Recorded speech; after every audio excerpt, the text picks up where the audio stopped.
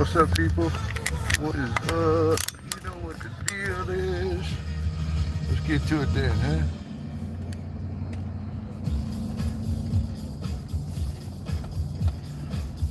Let's get to it then. Well, you already know.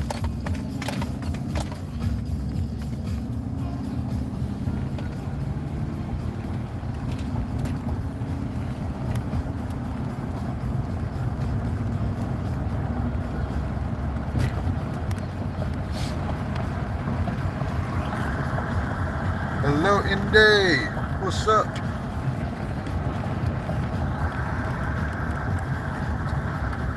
Hello, Inday. It's very dark. You can't see me. How are you doing? I hope you're good. I hope you're good. That was a good show you had yesterday. I hung out a little bit. I didn't say a lot. You had a lot of friends in there and stuff, but I did hang out a little bit. I hope you're doing good. What's up, Mind? Hello, good morning. I hope y'all are doing good.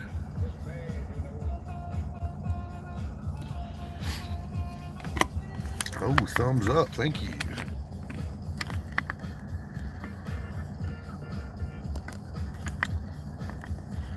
We have an extremely shorty today. We're just running Fort Worth this morning. We're just running the Fort Worth locations this morning.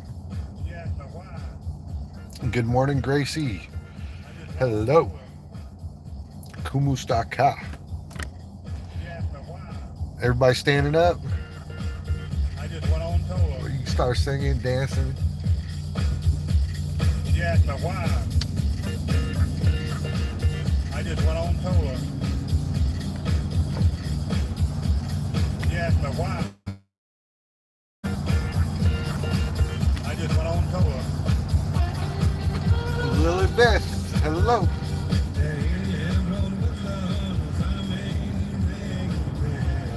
Lily Beth, hello. You know, Lily Beth, I play a video game all the time. It's called Diablo 4. And the main bad guy in it, the demon lady, the lady that is a demon, is Lilith. And that is also one of my favorite names.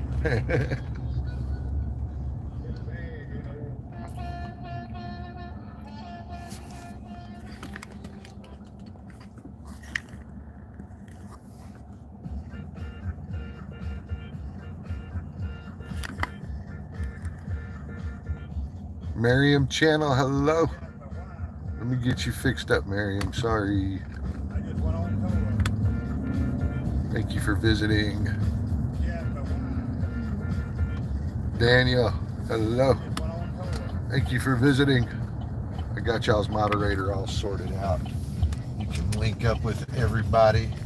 Remember, guys, we only have one rule up in here: 10-second timeouts. Anything else is against the rules. You could give everybody a 10-second timeout if you want, though. If you feel good about it, if you like that. Good morning, Daniel Berry, Sports Highlights. What's up?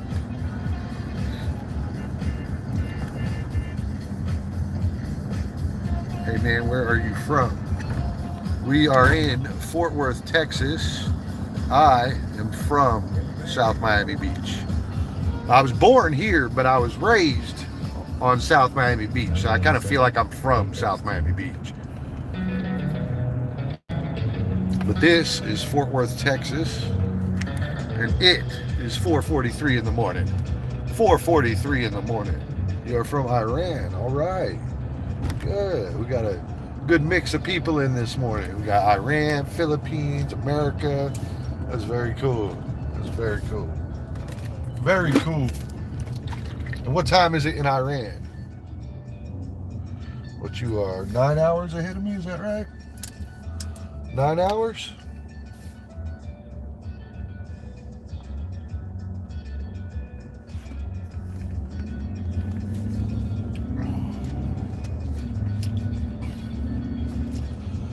Spice was hello, Almera. Joe from Palestine. Joe, I got y'all fixed up here. Hello, Jessica. Spice, let me get you fixed up here too. There you go. Everybody's moderators.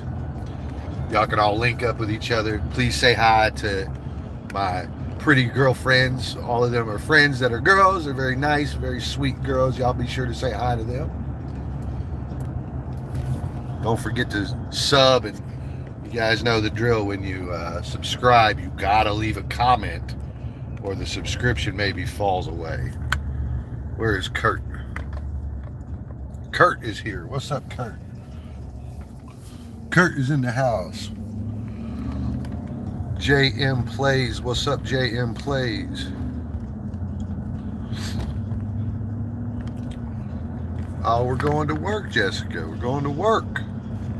We're going to work. You're from the Philippines too? Kumusta ka? Kumusta ka, Philippines?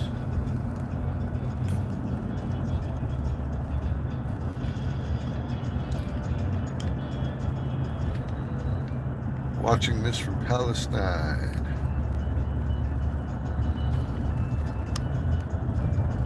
Mozar from my gamer. From, what's that say? Myanmar. I don't know how to pronounce that, but welcome. Thank you for hanging out with us today. Be sure to talk to everybody. Y'all make friends. This is a networking experience. You are expected to partake. Almera, I like going to work. I won't be careful at work, Almera. Go tell Hergelyn to be careful sitting at home, dude. Go tell Hergelyn I said be careful sitting at home. Sel, how's it going? Hello, good morning, Sel. Well, you know, this is the Trinity River right here. There's going to be a very little glimpse at it. Oh, there's no glimpse at it. It's just darkness. But there's a river right there. And we are almost at Olympus. Hello, what's up, Tim? Welcome to the show, Tim. Tim, it's 4:45 a.m., Fort Worth, Texas. And we are eastbound on Edwards Ranch Road in Clear Fork. Yes, sir. What's up with you, Kurt? High five, Kurt. High five. Kumusta ka, Daddy Bruce Wayne? Daddy Bruce Wayne is my booty naman, ikaw. My booty naman, ikaw.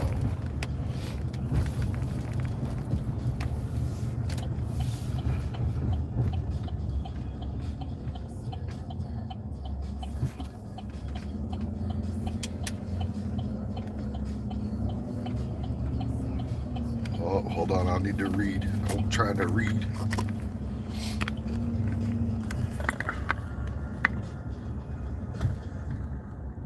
Have a safe ride. It is 10:47 a.m. in Germany now. Hello, Germany.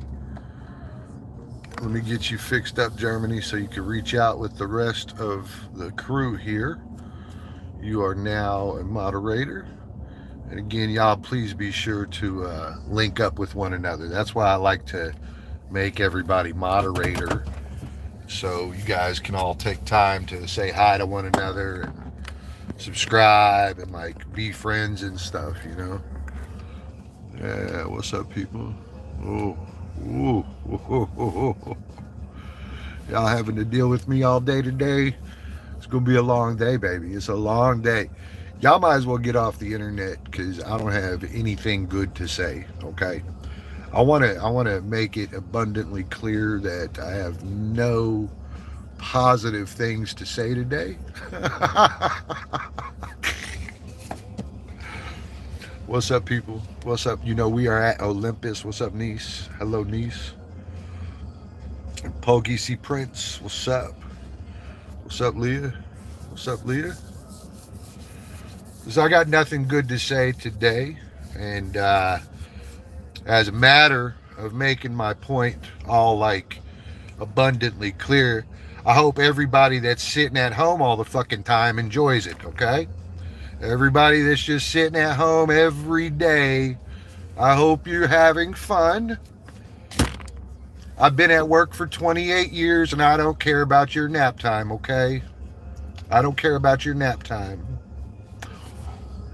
You and the rest of your crew who like to sit at home all day can all go cry about the things that I've had to say. All right, go fucking sit at home, you fucking crybabies. Yeah, I got nothing good to say. What six we will watch Bruce? My six is like my rear end. Today's the final day of the Hey, so if I'm the first one in, Miss G, you gotta watch my rear. You see, because I'm looking forward. You gotta watch behind me. You see, so I'll be the first one in. I'll go in the door first. We're good. I ain't got no problem with that. But I can't keep the eyes on my backside. I need you for that, okay? I need you for that. What's up, Miss G? GFT's head. What's up, y'all? Keep collecting my Section 8 bozo. Yeah, probably, bro. Keep paying.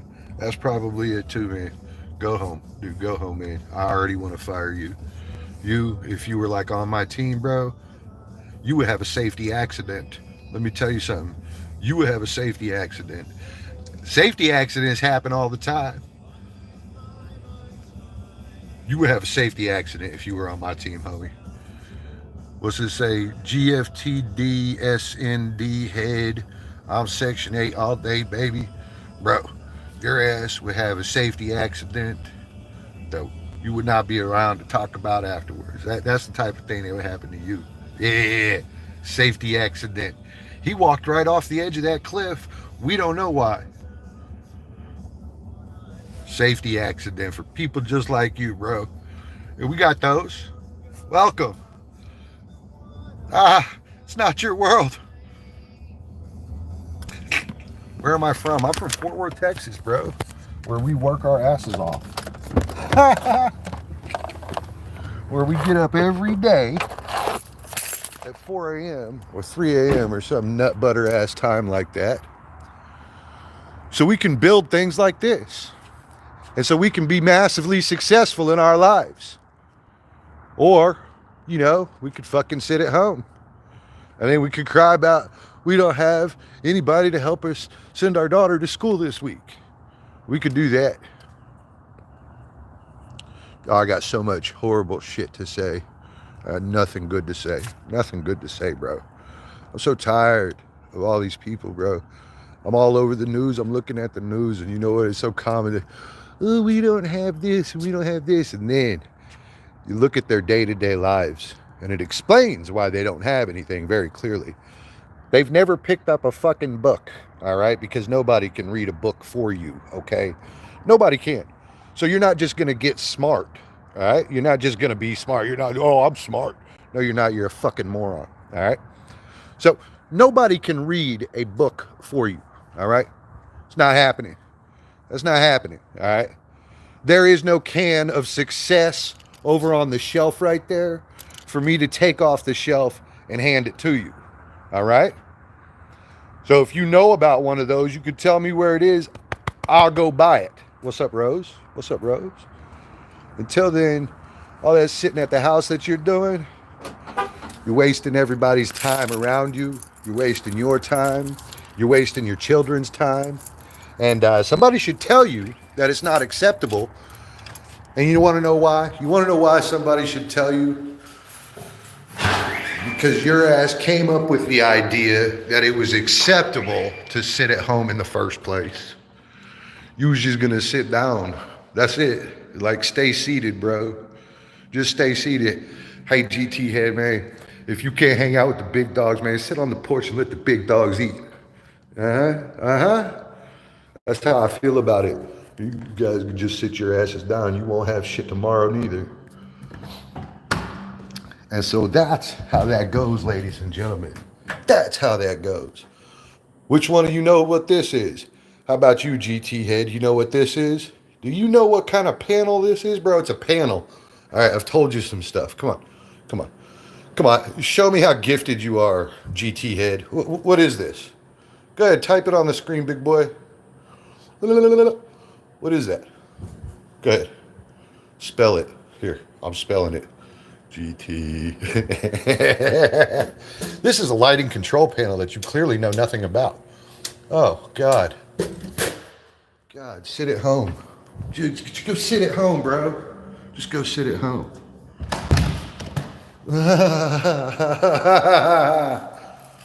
It's the end of.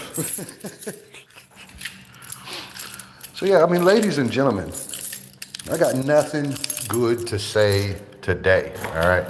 Today is going to be filled with the worst versions of information and all of the like pride obliterating face checks that you didn't want to have. You're probably going to get them from me today.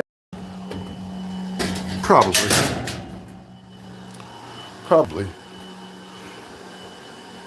We're going to check you too. Yep. Today is not everybody's day. Today is my day. Ha! Ha! Grace, they don't like it when I'm like this, Grace. They don't like it when I'm like this. I sit here. I got my gray hair. I'm sleek. I'm a little fat too. I got some fat on me, right? And I'm fucking loving it, right? My fucking wallet is fucking just packed, all right? That's what I do. Sit there, I just fucking pack money. Now, the problem that many people suffer,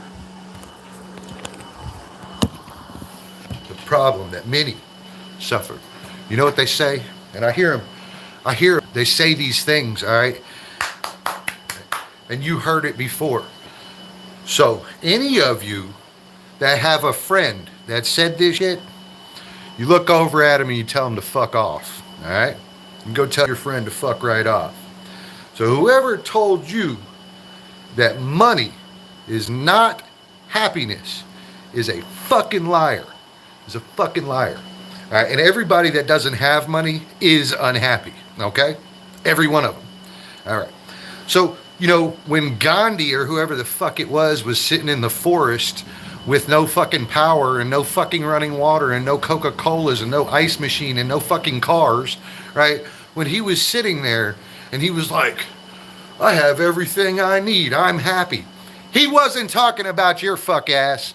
You stupid fuck. You're stupid. You're stupid. It's too retarded to fucking deal with fucking morons who think they don't need money. Oh, we don't need money. Well, why would we need money? Oh, we don't need money. Bro, we don't need money. Why would we need money? That doesn't make any sense. I might be an asshole, but I do agree with you. Yeah, you do. What's up, Bob? Bob, tell these motherfuckers, Bob, that there ain't no pussy without money, all right? Like, there is no wife or girlfriend to bang you when you're fucking broke and can't take her to dinner, you trash fucks, all right? So that's out. Fucking that's out. And the girl that does accept you when you're broke,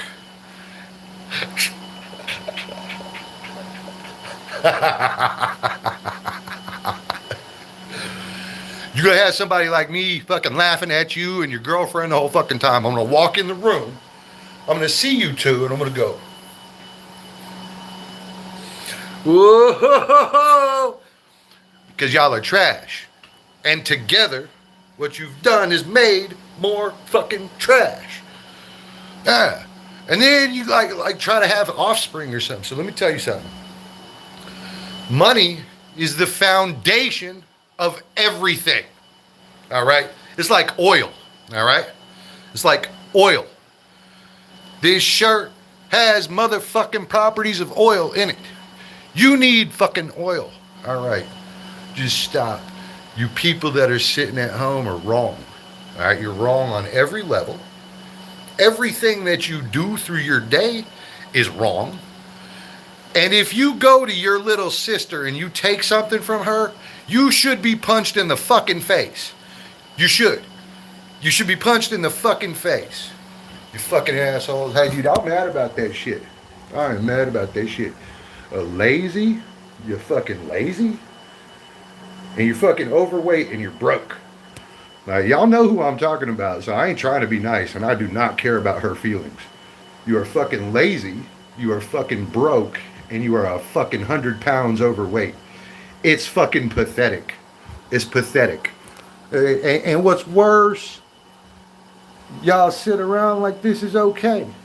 Everybody was like, this is cool, this is cool. It's not fucking cool. It's not fucking cool. You want to know how you know? Because I just told you. Look at my big, beautiful building, bro. GFTD, where you at, bro? Where you at, bro?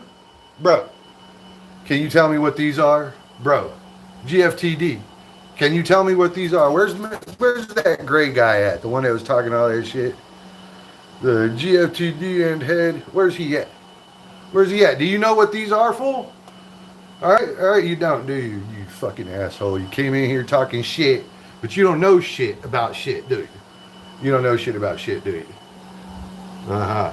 Lily Beth. Money is not just power. Money is the root to everything. And there are no alarms here, so we're good. I'm just sitting here talking shit in a closet. I better get out of the closet. Let's go. Tired of these fucking lazy people, man. You want to know how long I've been at work, bro? You want to know how long? Somebody take a guess how long. I'm not moody. I'm great. I'm great, Miss G. Take a guess how long I've been at work. Take a guess. Anybody? Anybody here? Y'all got a guess? Coming out of the closet today. La, la, la, la, la, la, la, la. I did it. Yes, I got out of the closet. I mean, just anybody. Does anybody have a wild guess? Like, oh wow, Bruce is sure fired up, and he's asking us how long he's been at work. Somebody take a guess at how many years I've been at work. Take a guess. Anybody? Just type it on the screen. You know, you could say like you've only been working 1 year. You could say other things like you've been working 30 years. You know, so just pick one and then ask yourself, if I give a fuck if you need a nap, because I don't. Fuck your nap and fuck your fucking day off and fuck you if you're tired. I fucking think that you're trash. I think you're trash. Fucking tired. I've been at work for 28 years. 28. 28 fucking years. I've been working anything from like 40 to 80 hours a week for 28 years, all of my motherfucking life, all the things that I know, everything to do with anything. Guess where it comes from? Guess where it comes from? Motherfucking work. And Lily Beth.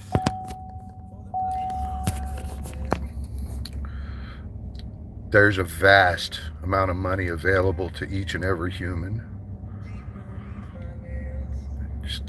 But it's not going to come to you sitting at home. Now, some money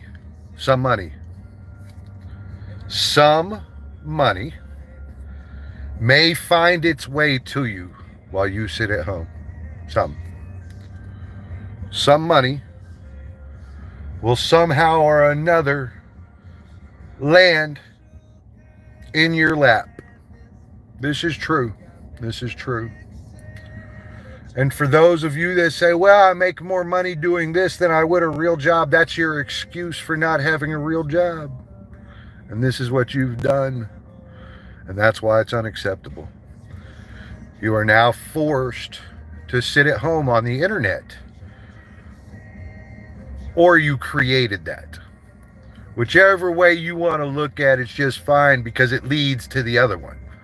So, oh, well, I had to. Yeah, you sure did, because you didn't go out and get a gainful job that caused you to be able to afford a babysitter.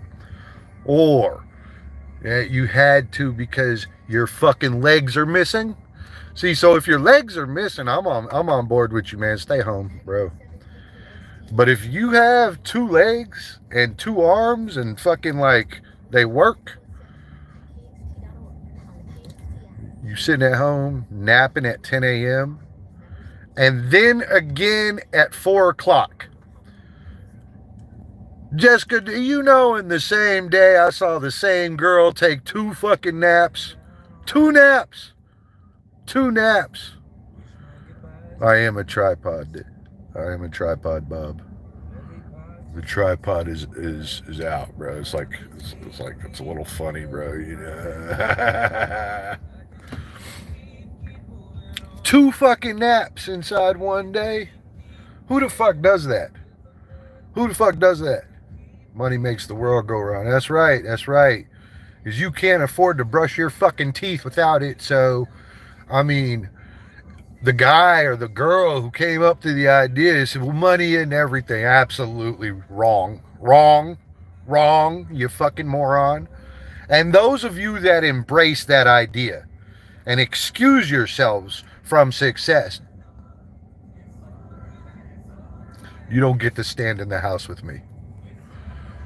Nah, I won't have that contamination around me. I will not be diseased by your fucking weakness. You are fucking weak, and everything about you has a weak answer or a weak result. And there you are doing the same thing all day, every day. Oh, I can't figure it out.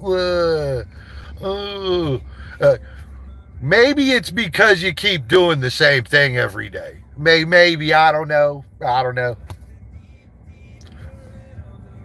Maybe that's got something to do. What does Bruce know? Bruce doesn't know your situation, does he? Yeah, I do. It's called broke. And everybody knows that situation. You want to know how I know about being broke? Because I come from shit. Because my mom couldn't buy me a pair of fucking shoes.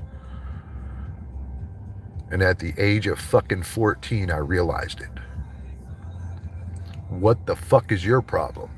I was 14 and I looked over and I was like, this bitch can't buy me a pair of fucking shoes. I need a fucking pair of shoes. My foot is hanging out my shoe. And you know what they did?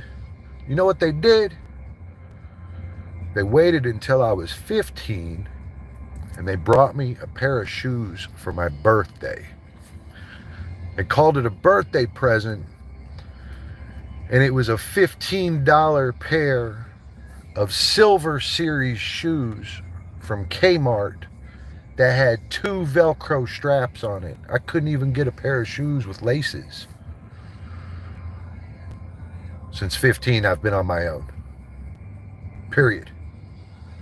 You fucking idiots sitting at fucking home, you pussies. That's why you don't have shit. That's why. Every time you fucking need something, you don't have it because you sat at home. That's why. Because all the days leading up to this conversation, you've been sitting at home on your little muffin, crying. It's fucking pathetic. You fucking pussies. You're a fucking disgrace. Get your standards up. Get your Kim. Oh, Bob. I got nothing good to say, Bob. Nothing good to say. I didn't have anything good to say yesterday either. And guess what today is? Part 2. We ain't got nothing good to say. Part 2. You know what people hate the most about it is my words are penetrating. My words are always penetrating. Every time I speak to a human, I can see them fall victim to my words. I can literally see it happen. I can look at your response and I can know that my words were all elbow deep in your asshole, like I was fisting your stomach. Yeah. My words have a tendency to destroy the fabric inside somebody. And they have a tendency to be angry at me afterwards. And you know what? I'm okay with it. Be angry with me. Take care, Kim. Be angry with me. I'm okay with it.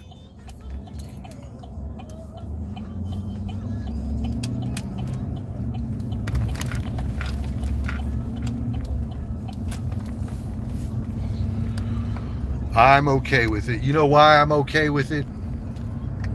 Because the ideas of somebody that won't get up off their fucking sofa do not concern me whatsoever. I don't even give a fuck if you are right. You could be right from your sofa and live your wrong ass life. But certainly do not ever assume that you make the rules, or you are a functioning adult, or that you should not be like frowned upon for not being able to take care of yourself. All of these situations, I hear these people and they're like, oh, well, there's no jobs around here. And then I look around, right? And there is literally 25,000 vehicles around them, and they got nothing. They got a pair of sandals on. And I'm looking around, so like the 25,000 other people just got lucky, right? They just got lucky, right? That's what it was, right? It was luck. It was luck. Why don't you tell us how you really feel, Bruce? I'm just saying, what do you think, Rocker? Do you think it was luck, bro? You think it was luck, huh? Your ass been doing that work. I think you say you've been doing it 20 years, bro. Was that lucky? Tired of these fucking morons. What's up, Dennis? Hello, Dennis. Hello, Dennis. We have apparently turned into the, the political corner here. The docs know a lot of people, guys. So when I tell you that I have the keys to the city, let me tell you something. I truly do. I'm talking about the Yaves, bro. The fucking Yaves. And you want to know? You want to know something interesting about having the keys to the city? I didn't find them at home underneath my sofa. Dennis, hello.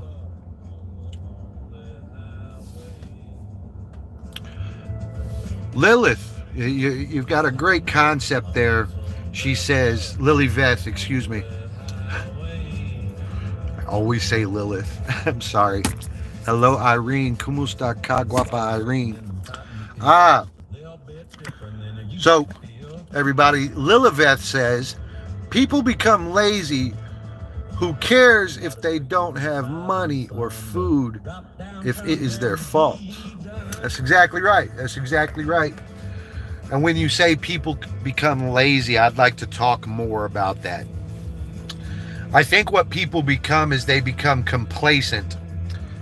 And you see it at Walmart. You see it at Walmart, all right? Where somebody went out, they got a job, they took some of those first steps, right? And then 2 years later, they're still at Walmart. 2 years, I mean, we're talking about 104 weeks went by. And most people have 2 days off a week. So we'll talk about 200 days went by and they're still at Walmart. And so to me, what that means is they went out and they got a job, and now they have become complacent in the job. Yeah, well, your mom is still crying also, bro, but I won't take her phone call, so you cut that shit out. Oh, crybaby ass bitch.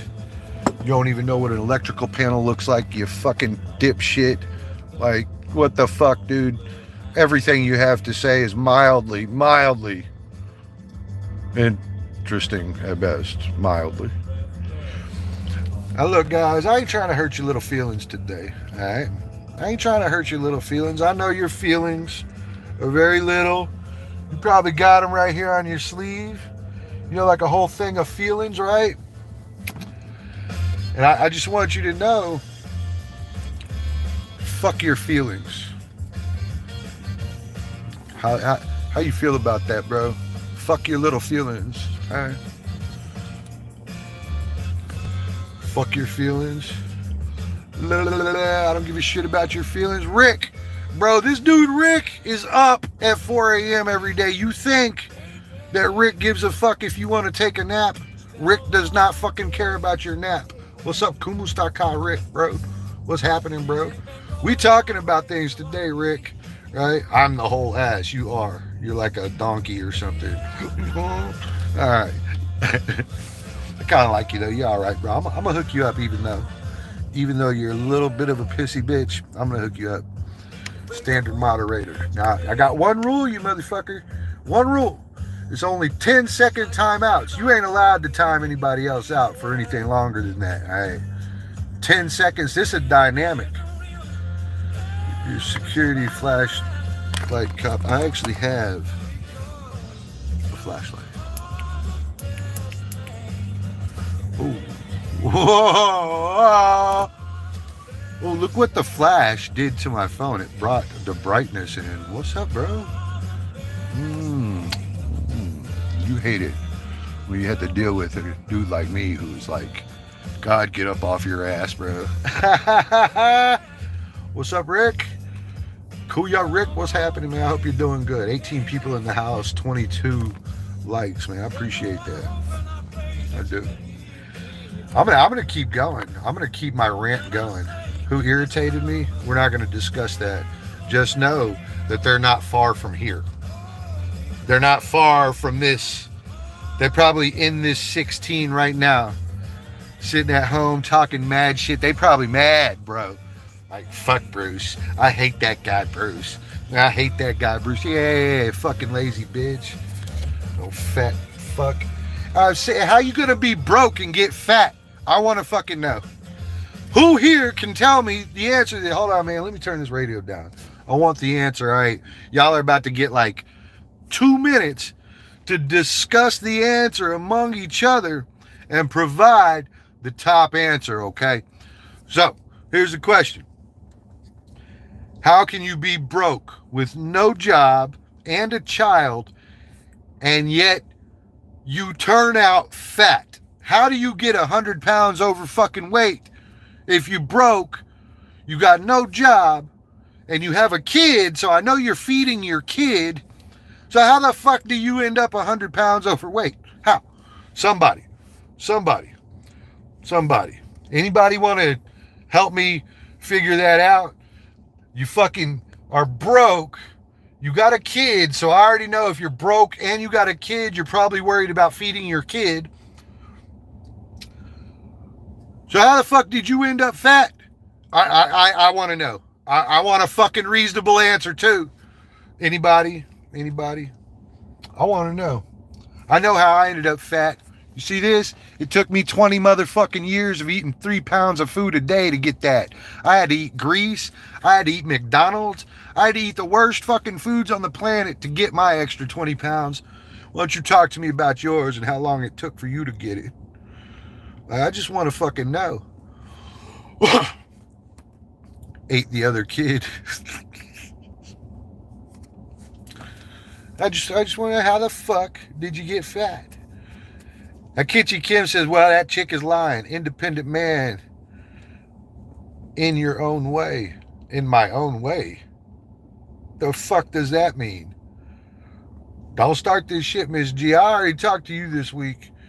Now, I'm not disappointed at you, but I want you to know that you're a beautiful woman and I'd really like to go to dinner with you. Devilman says, I have any idea for you. And I think what he meant is an idea for you. And an goes before letters or words that start with a vowel, by the way. A-N in front of a word that starts with a vowel. You see how that works? The person is not broke. Why I say that? Because that person is fat broke, is skinny, no food to eat. That's exactly right, Lilibeth. Fat broke. That means they're not really broke, right? You can't possibly put on all that extra weight if you broke, right? Because, like, we all know we're all dying when we're broke, right? But not this fat girl. Nah, fat girl is just fat. Are you going to fucking tell us your idea, bro? Devilman, I want to know the idea now. You came out here, you planted the seed, and now I want to know the idea.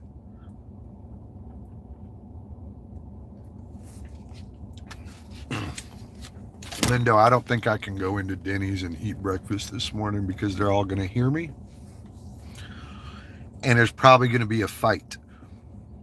Like some people would probably be a little offended. It's probably good I say this from the like decency of my truck, because right there, let me tell you something. Right there. You see that place right there? You see it? Here, let me zoom in on it. That's the coffee shop.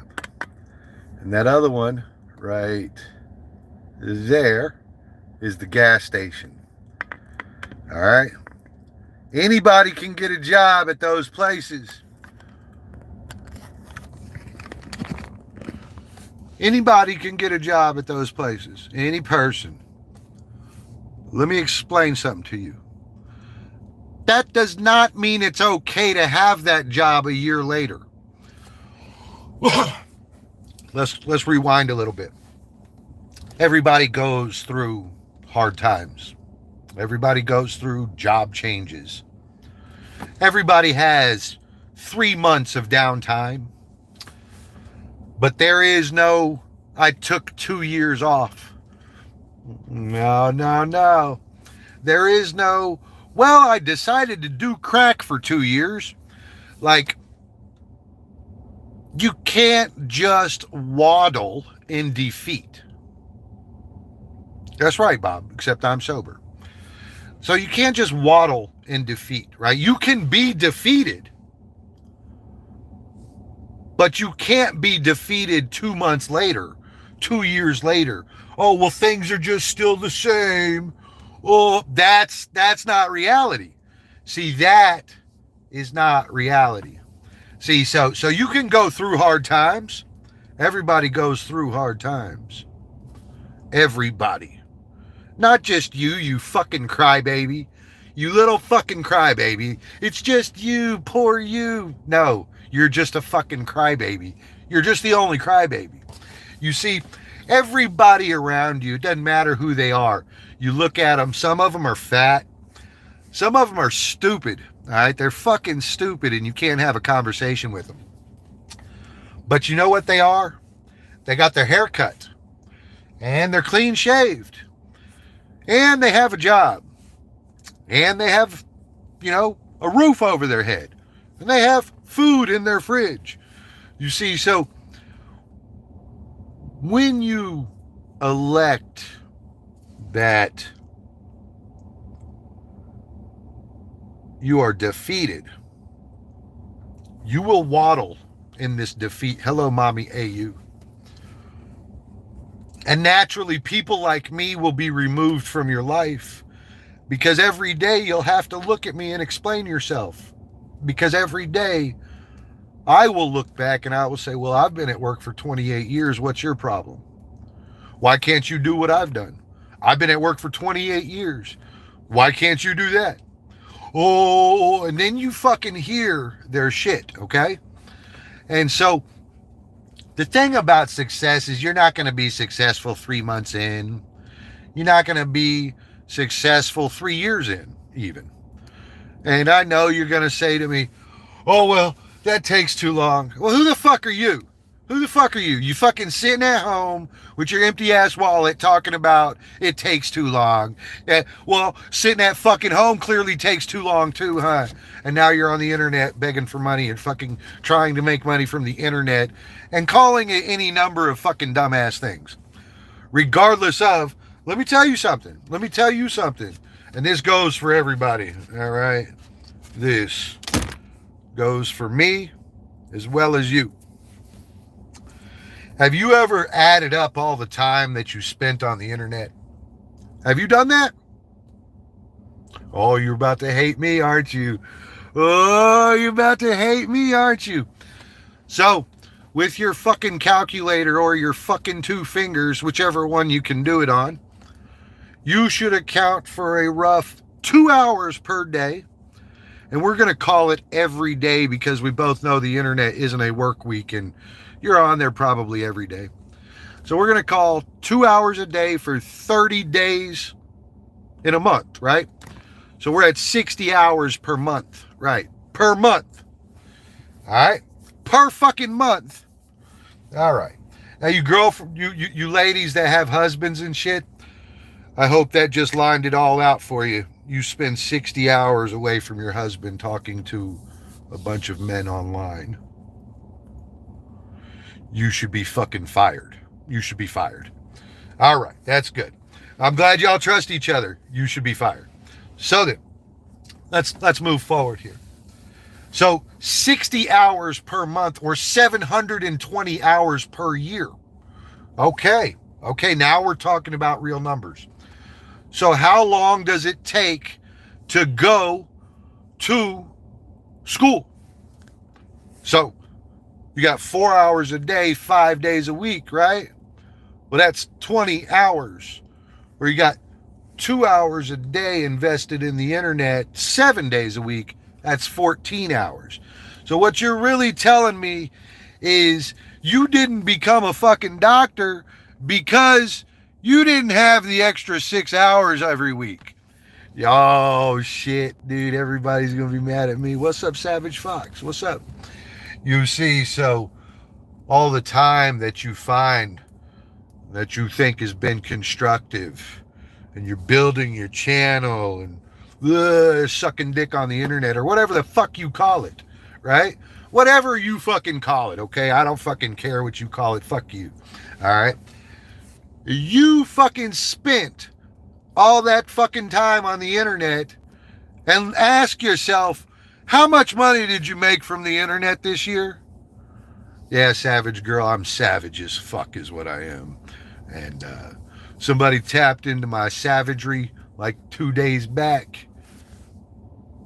And until I hear them crying over my fucking words, I am not going to stop. And I do not fucking care. And I got no fucking remorse. And guess what? I've been at work for 28 years, so fuck you. All right. If one of y'all are sensitive to it, just remember I've been at work 28 fucking years. And guess who cared about how many naps I took or how tired I was? Guess who fucking cared? Did you care? No, you didn't know me, did you? So you didn't care, right? Guess who else didn't care? Nobody fucking cared, okay? 28 fucking years. I don't give a fuck about your nap. I don't give a fuck about your single mom. I don't fucking care. I do not care. I've been at work 28 years. Until you have achieved that, you have no fucking excuse for anything. All right. If you are upset with me because I've said these things, get out. Get the fuck out. Go. Because I don't care. All right? I'm scared of my eyes, huh? They do talk quite a bit. They do talk more than I want them to. If my words bother you, bro, fucking scroll out. Scroll off, bro. So I'm just going to tell you again. Money is the foundation for everything you want in life. Money is the foundation to happiness. Money is the foundation to success. Money is the foundation in which your children are raised off of. Money is why your bloodline will or will not make it. Those of you that don't have it, and you got all these quick pro quo little sentences to save you from getting off your fucking ass, let me tell you something. Fuck you. Fuck you. And for all of you that think there's racism out there, fuck you too. There's no racism. There is, you did not find a different answer. That's it. That's it. If you were met with an obstacle today, tomorrow you find a way around it. This is the stupidest shit I ever even fucking heard of. You know, in America, we got a bunch of people running around saying how it's racism that keeps them from being successful. And then when you look at their lives, they're all sitting at home all fucking day. They're all sitting at home all day. And then when you look out there, like, do you see any version of anywhere that there's racism going on? Like, I see successful people from all walks of life. They're dressed well. You know what? And I can tell that nobody just gave them a suit, that they actually know how to wear it, so it's not their first time. See? So I can tell that there's success all fucking over the place. And then there's something to match that success. A bunch of failure. A bunch of people that'll tell you why they can't make it. They all gonna fucking tell you why they can't make it. Oh, I can't make it. I can't make it. Blah, blah, blah. I'm a single mom. Blah, blah, blah. Then fucking ask your neighbor to babysit. Shut the fuck up and find a way. Shut the fuck up, find a way, and fuck you. All right. Sweet. Hello, Annie. Hello, Annie. I'm sorry.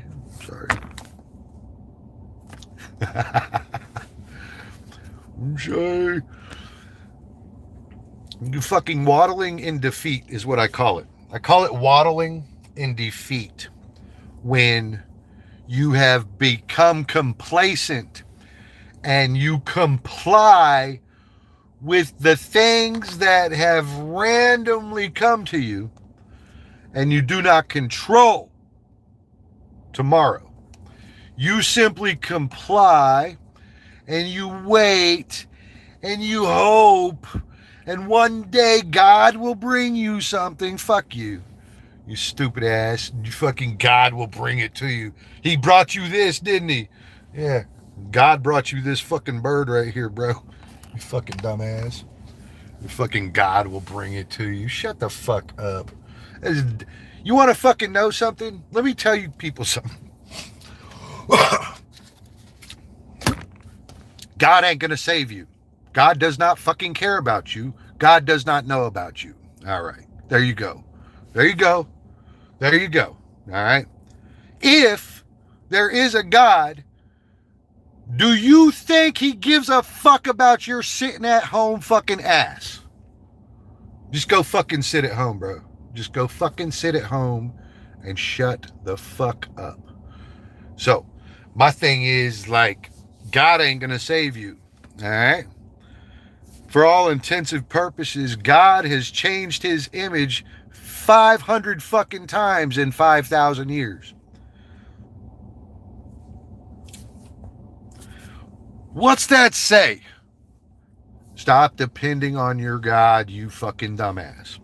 Stop going to church on Sunday and saying, well, the good Lord will take care of me. You fucking ignorant piece of shit. You liar piece of shit. You are a fucking liar. A fucking liar.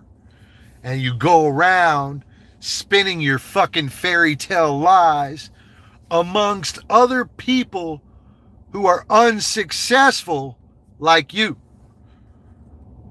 Unsuccessful people will rally behind other unsuccessful people. So what you're really experiencing is not success. What you're really experiencing is your shitbag of a friend also does not have a job and also sucks at fucking everything. And now you two are supporting each other and you're calling it singles support. You fucking dirtbags. I am so fucking sick of hearing this shit.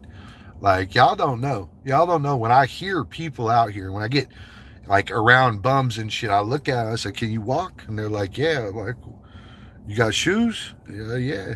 Why ain't you got no job? Oh, well, I can't. I use drugs. Or I don't have an ID. All of these fucking things. You think you should do a TED Talk show? Fuck no. Fuck no. All the humans will hate me.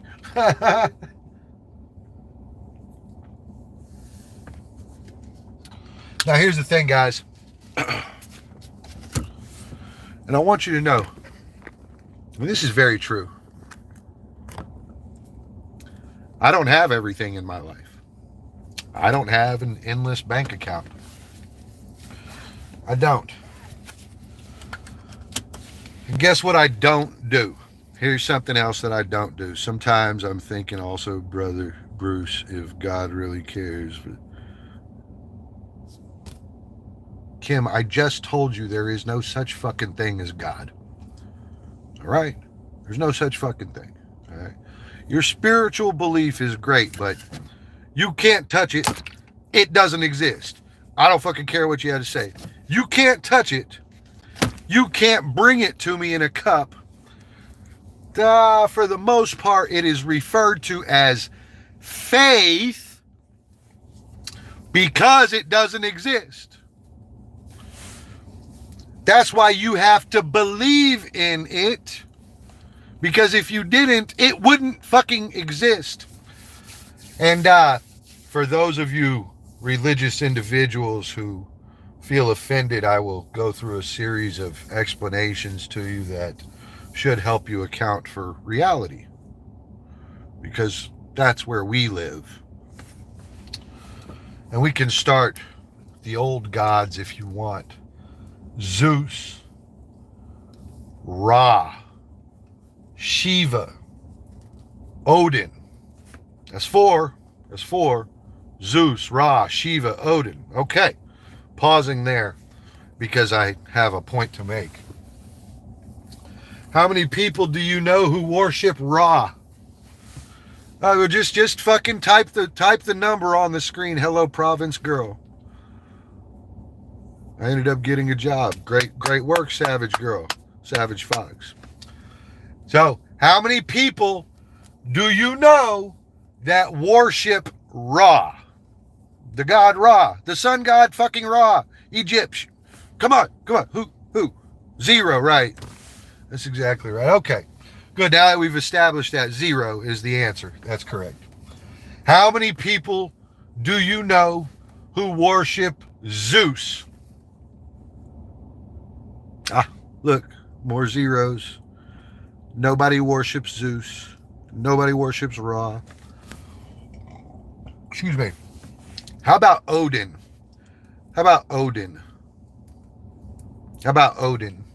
Do you know anybody that worships Odin? Oh, you don't? Oh, I don't either. I mean, I know the Vikings did, right? The Vikings fucking did, right? Okay, so I have illustrated 3 gods that have come and gone within this rendition of humanity. And I want to tell you how a god comes into existence. And I want to tell you how a god is removed from existence. So then, a god comes into existence based on quantity of worship. If enough people believe in it, there it is.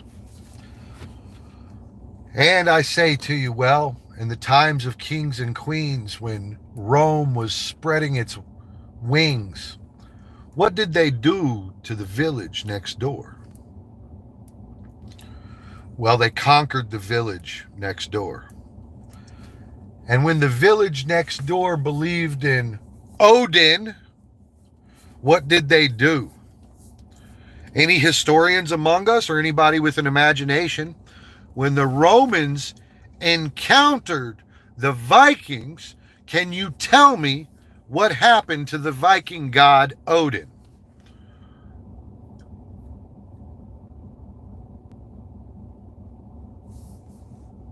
Or can you take a fucking guess?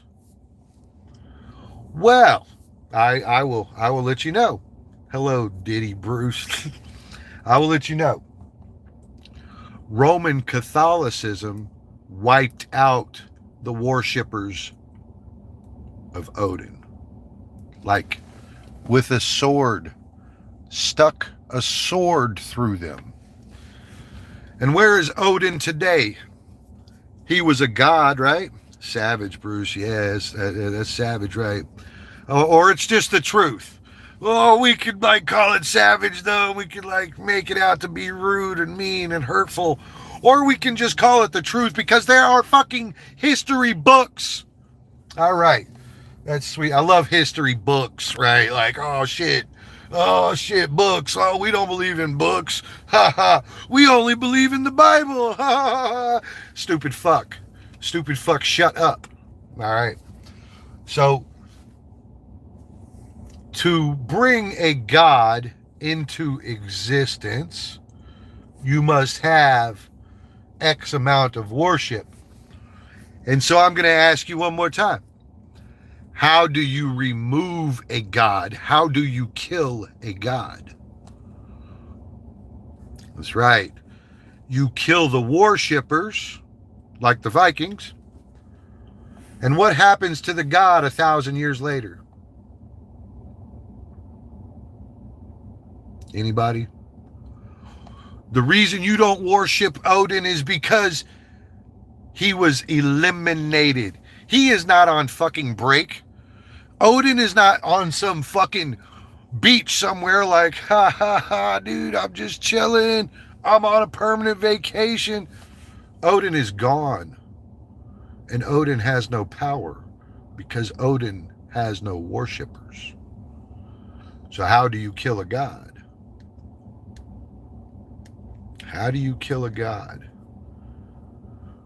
Well, you kill the worshipers and the god will vanish. But what's that tell you? What's that tell you about God? God only exists if you believe in God. But it certainly doesn't mean that because you believe in God, you believe God is going to bring money to you. What do you think about that? Those of you that are church constituents inside my list here, you want me to tell you something? You ain't going to like this, but I see you going to church. And then I see you the rest of the week. And it doesn't look like God's with you.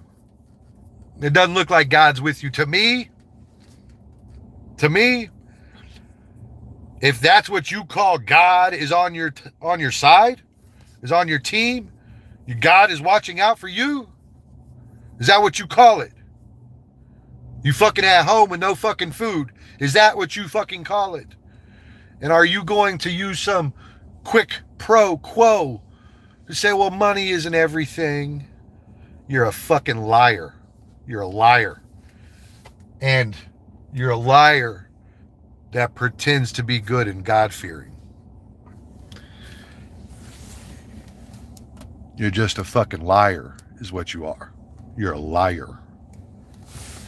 And you go around lying to your friends.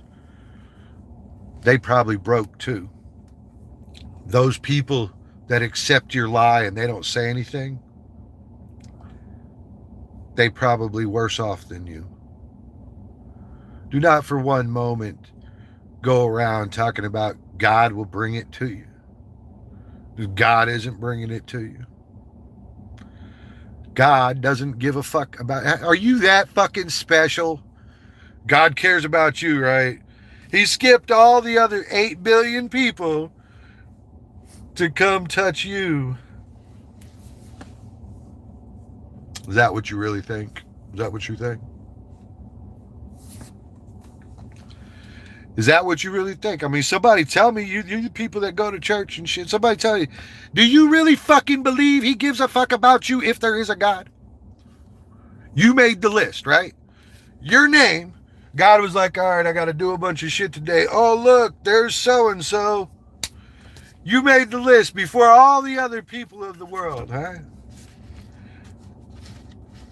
I'm talking about you made the list before the hostages in Africa and shit, right? Yeah?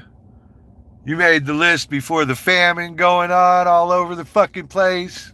But you made the list. You're so fucking full of shit, is what you are. And you would say anything to continue being full of shit. From here forward, when you're full of shit, I'm going to let you know. We don't have to be friends, but I ain't going to be dishonest. So, you running around doing whatever it is you're doing, and you keep excusing yourself from becoming something, and you keep excusing yourself from doing better, and years go by, fucking years go by, and here you are today sitting on the internet with me without a fucking thing to show for it. Without a fucking thing. You are living week to week. All right, you were living week to week. And let me just tell you something. If God made that plan for me, I'd tell God to fuck off. That's exactly what would happen. Let's go, baby. If God stuck me in a fucking hut in the fucking woods, I would tell God to fuck off. And the fact that you folks sit around talking this dumbass shit about God, that's why you in that hut.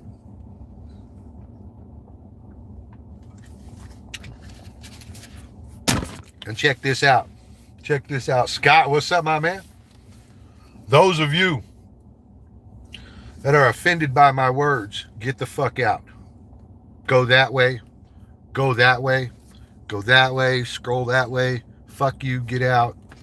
I don't care.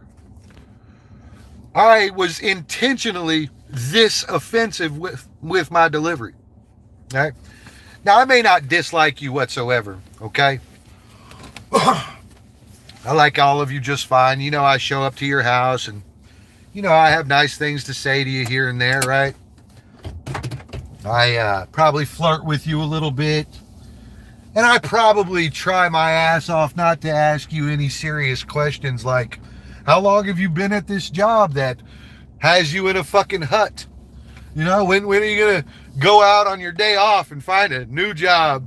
You know, see, so most of you never get those questions from me, right? So clearly I'm avoiding asking those questions because obviously I have a fucking brain on my shoulders. Ha ha ha ha ha ha. Isn't that interesting the way that works? Like, oh my God, he has a wallet, he has a vehicle, he has a job, he's successful. He must know what the fuck he's talking about, at least slightly. Ha ha. Fucking dumbass people, bro. I am so fucking tired of these lazy motherfuckers taking fucking naps at 10 a.m. Taking another nap at fucking 3:30.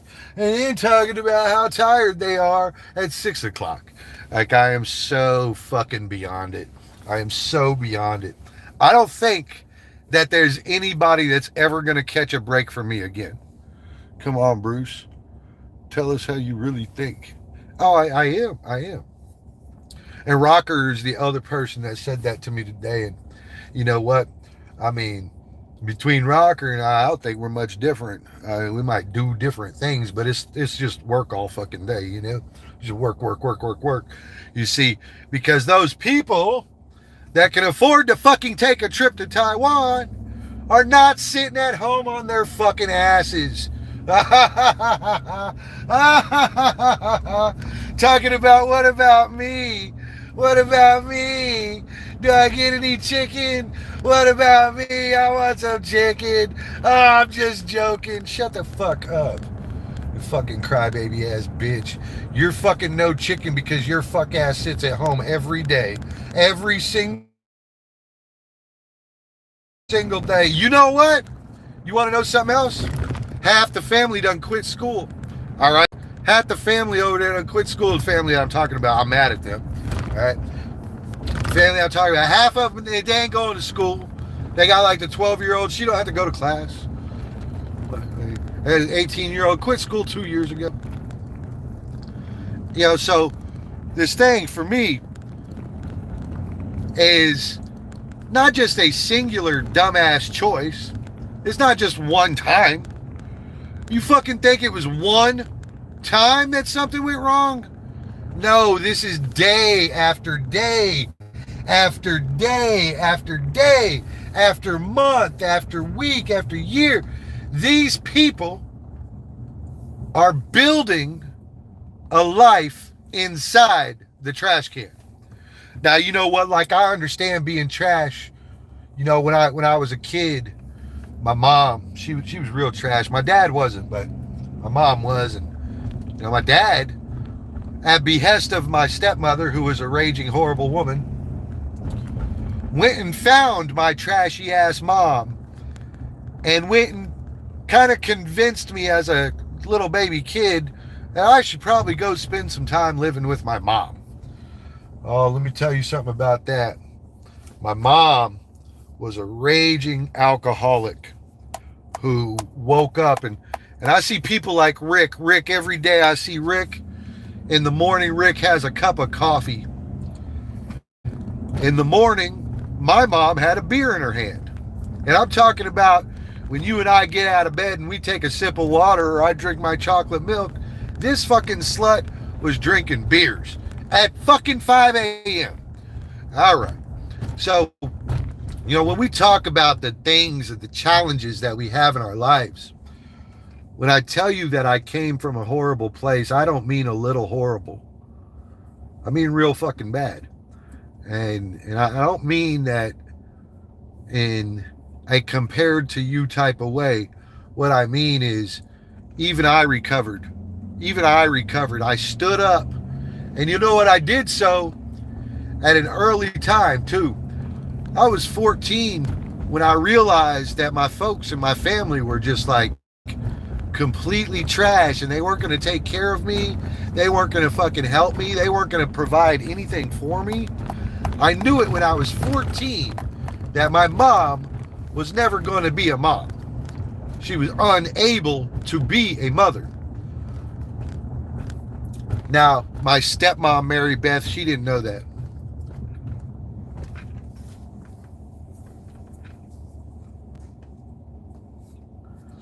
My stepmom, Mary Beth, she didn't know that.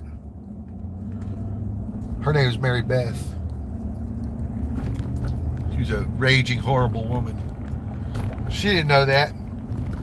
Do you feel like I excused her for sending me to my mother's? Do you feel like I looked back and I said, Mary Beth, that seemed like a reasonable choice. Great work, yo. Don't worry. I forgive you. Do you think I did that? What do you think? Or do you think I went to Mary Beth and I told her what kind of horrible person she was? What do you think I did? Do you think my father's marriage to her superseded what she did to me? By sending me to live with that fucking raging booze head? That raging fucking alcoholic? Do you think that any of her words excuse this, or that her marriage to my father superseded what she did to me? What do you think? Because there's a real answer here, bro. One, I could see with my fucking eyeballs other kids had fucking shoes and I didn't. I could see it with my fucking eyeballs. Right? So it's not like it wasn't wildly apparent to me that we didn't have anything. So what do you think I did? Well, I quit school and I went out and I started working. That's what I did. That's what I did. And so to me, those of you that have a challenge or had challenges in your life, and or those of you that are encumbered by XYZ, I want you to know that I was too. And if I can make it out of the hole, that means you can too.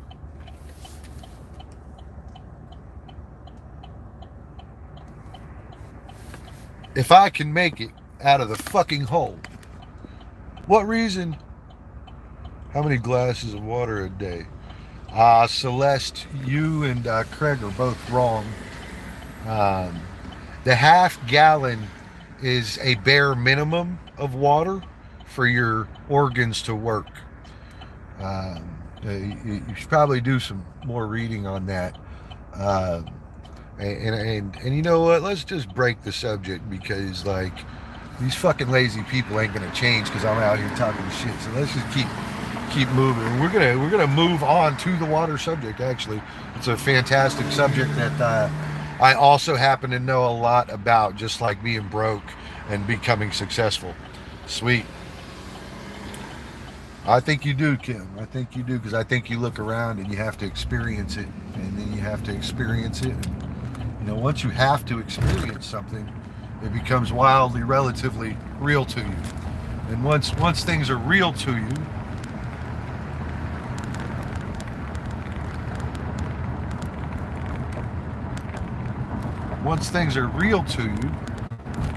well, then you have to suffer them. And then you know that they're real.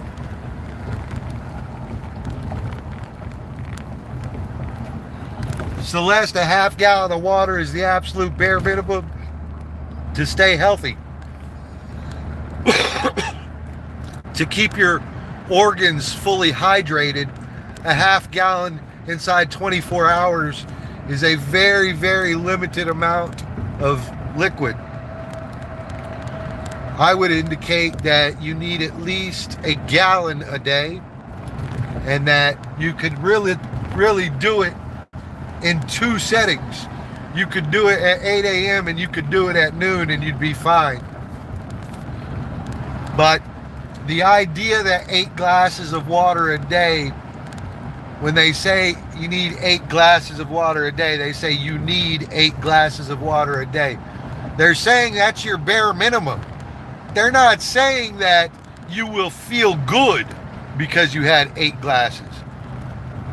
You should probably do a half gallon in the morning and a half gallon at night, especially if you can't stand water. A lot of us hate water. A lot of us really hate water. And I don't necessarily blame you for that. I just want to say that, you know, we can't necessarily hate water and, you know, die. Celeste, I actually wanted to have a full, thorough conversation with you about it, about the properties of water also. And this is going to be so fucking weird, especially coming from somebody who's not all that healthy and does not practice good health. But that does not change my knowledge base. And I am a fucking water scientist. So I'm going to tell you a few things about water and weight control and things like that may be a surprise, but you know, hopefully it helps. Okay. So a lot of times we drink things throughout our day like milk, Coca-Colas, tea, energy drinks, all this shit, right? And we don't actually drink water. Now we're putting a liquid inside us. And so that liquid inside us thing really goes a long way. That's cool. You know what? We're going to fucking Waffle House. Yeah, we're doing Waffle House. So you put liquid inside you, right? But this liquid is not a hydrating factor. And so imagine when you look at a Coke, well, yeah, it's got to have water in it, right? Look at it. It's all liquidy. So, you know, let's argue that a Coke has 50% water in it, all right? But you drank, you know, a cup of Coke. Now you have 50% of the water in it, and you're peeing out the dark colors. You're peeing out the stuff that your body rejected. Now, the dark color is the stuff that the body rejected, and that entails that if some water or some liquids were rejected, that means some were kept also, right? So now your body has only kept what it could, right? And you got the extra inside you. Now the extra inside you, I'm talking about like the brown liquids, the foods that are bad for you, the grease that's bad for you, any fucking thing, the sugars, everything. You remember there was no fucking sugar. Mankind survived off of meat and water, bro. That was it. There were no Coca-Colas. And this went on for 3,000 fucking years, all right? 3,000 fucking years. 3,000 years, water was the only answer to fucking anything. 3,000 years. All right, so racing forward, now today you've met Bruce fucking Wayne. All right, sweet deal. So you got water, you got Cokes, you got things like that. So when I drink a Coca-Cola, my body steals what it can from the Coca-Cola, the nutrients that may or may not be in the Coca-Cola. Right? There's bound to be something in there that my body needs. That's why I don't piss the entire Coca-Cola out and it's only fucking half of it that comes out. Because my body has utilized those sugars, those carbohydrates, whatever, and has left behind what I'm going to call a footprint for this conversation. A footprint has been left behind. So that footprint, let's talk about the footprint. We have the waste that went into the body and did not all come out, right? And so let's argue that we are dehydrated already, and I drink a Coca-Cola. All right, so when I'm dehydrated already, all of the fibers in my muscles, all of the skin cells around my tendons and ligaments, they are all dried up, the way you might consider a raisin or a prune.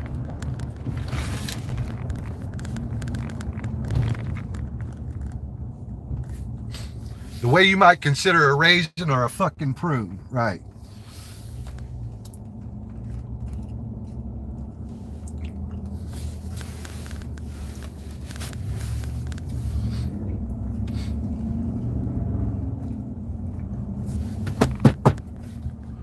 So the way that you might consider a raisin or a prune dried up is the same thing that's happening inside your body.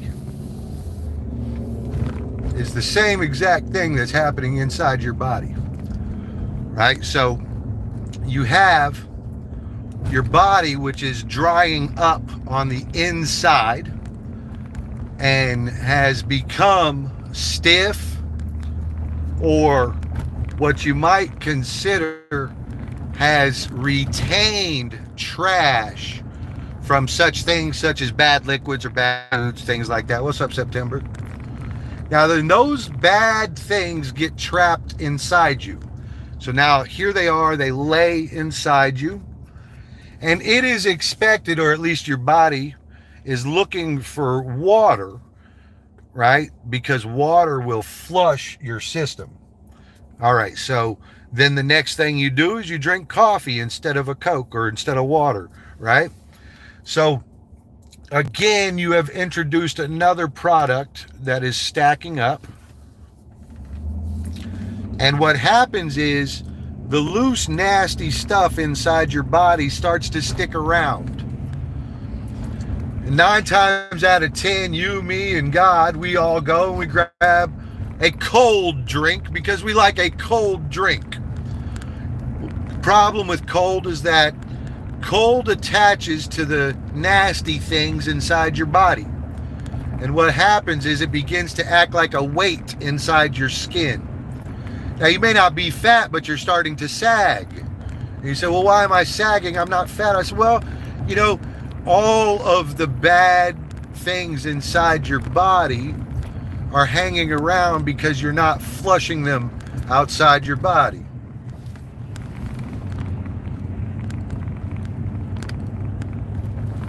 So you are not removing the things that you introduce to your body. You understand? So if I drink a Coca-Cola today, I almost have to drink twice the water to flush that out of my system, or the properties of the Coca-Cola will stick around. Celeste, are you listening? And we're going to use my what I'm going to call my donut that wraps around me as my example. I have this little bit of chubby that's always around me on my belly here, right? And I feed the chubby, right? I'm not good at it. What's up, Pogs? What's up, September? And so what happens is when I don't flush those things out of my system, parts of them remain. So those of you that are with me today, I want you to pinch the back of your arm. Those of you that are with me today, do not talk to me about it. Do not do it with your friend looking. Do it to yourself, and don't fucking tell me about it, because I don't care how it makes you feel. Pinch the back of your arm. And what I want to tell you is the back of your arm is like that because you have not flushed the toxins out of your body. You do not do anything to make those toxins move out.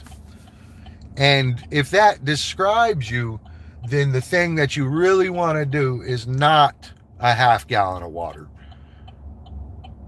It's hello, Steve. Good morning. You in particular, not everybody, but you in particular, especially those of us with weight issues that we are concerned about, you in particular should probably be drinking a gallon to 2 gallons of water per day until you recover. Those of you that are not drinking enough water, hello, Dave, you will have little subtle indications of this. The first indication of this is that your lips will have lines in them or little creases. This is not an age thing. This is not a my lips aren't very full thing. This is not a I got skinny lips thing. This is, first and foremost, dehydration. You are dehydrated, and that is why your lips have cracks in them. The secondary symptom will be the whites of your eyes. The whites of your eyes will have a tint to them. They will not actually be white. They will be more like a off-handed yellow. You will have a lot of veins in your eyes as well. Just the little baby red ones. No, you don't look like you're stoned. You look like your eyes are a little discolored and that they're a little red. So that's your second major symptom or major thing to look for when looking for some dehydration. The next thing that you'll see is in your nails, in your fingernails. You may have little white spots, which is an iron deficiency. And usually an iron deficiency comes from the fact that you don't have any fucking water in you. All right, sweet. So now we know that iron is in the water. Okay, great. So this long list that I'm putting together is not over yet. We have talked about the whites of your eyes, the cracks in your lips, spots in your fingernails. We are also going to talk about the fat on your body. Now, I don't mean all fat is the same. This is very different fat. This is very saggy fat. Like it looks like there is a weight inside my skin. That's what it looks like when you have this bad, funny fat. And all of that comes from not being flushed out of your system. So the fat that you have may or may not have to do with being dehydrated. And people say to me, they said, Bruce, you can't fucking be fat if you're dehydrated. And on the contrary, that's exactly how you get fat, is because your body, hello everybody, beer now, nature thirst. Your body is not able to flush the poor toxins out because you do not introduce enough water to move anything. Now, Mommy AU is here with us, and the Philippine Village Girl. What's up, yo? Hello, Angel Pogs and Jenna Lynn and everybody. If I didn't say hi to you, I'm sorry. And just know that I love you, and it's got nothing to do with trying to ignore you. I love you. All right. So then, Celeste in particular, because we were having the conversation about water yesterday,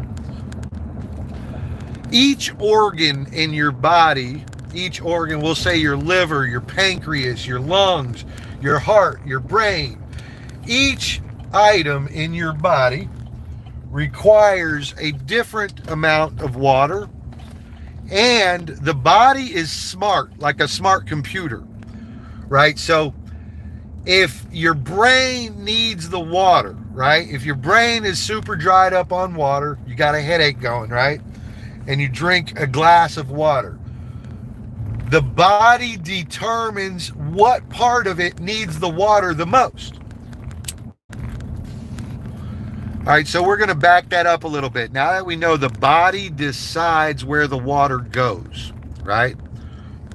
And Mommy AU, if you'd like to, please help us with this.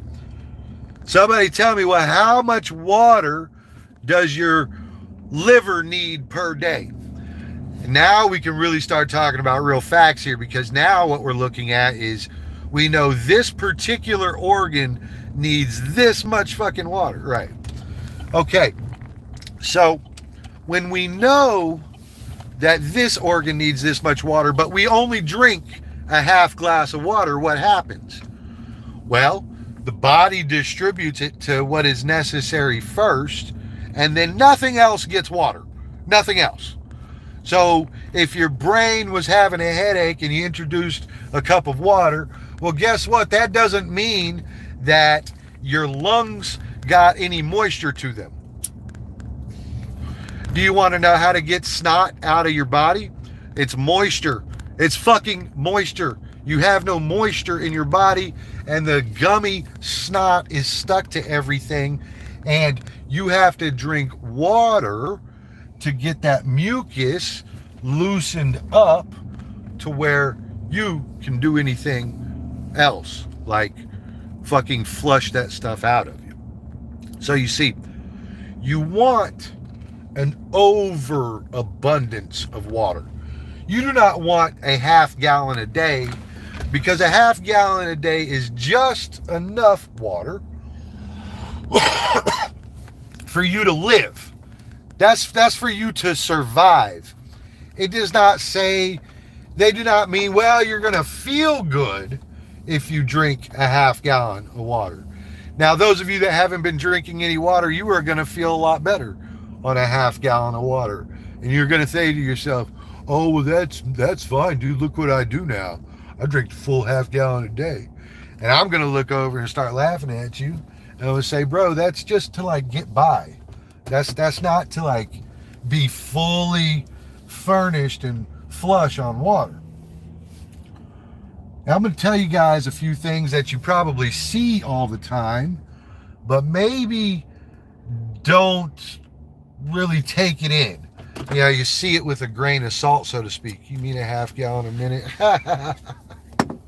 No, but you know, you don't want to be in the half gallon zone. Half gallon is like entry level type stuff, right? And the cold water locks on to the fat and the trash in your body. It sticks to those things. And the way that works with fat is in places like the back of our arm, which are very, very hard to control.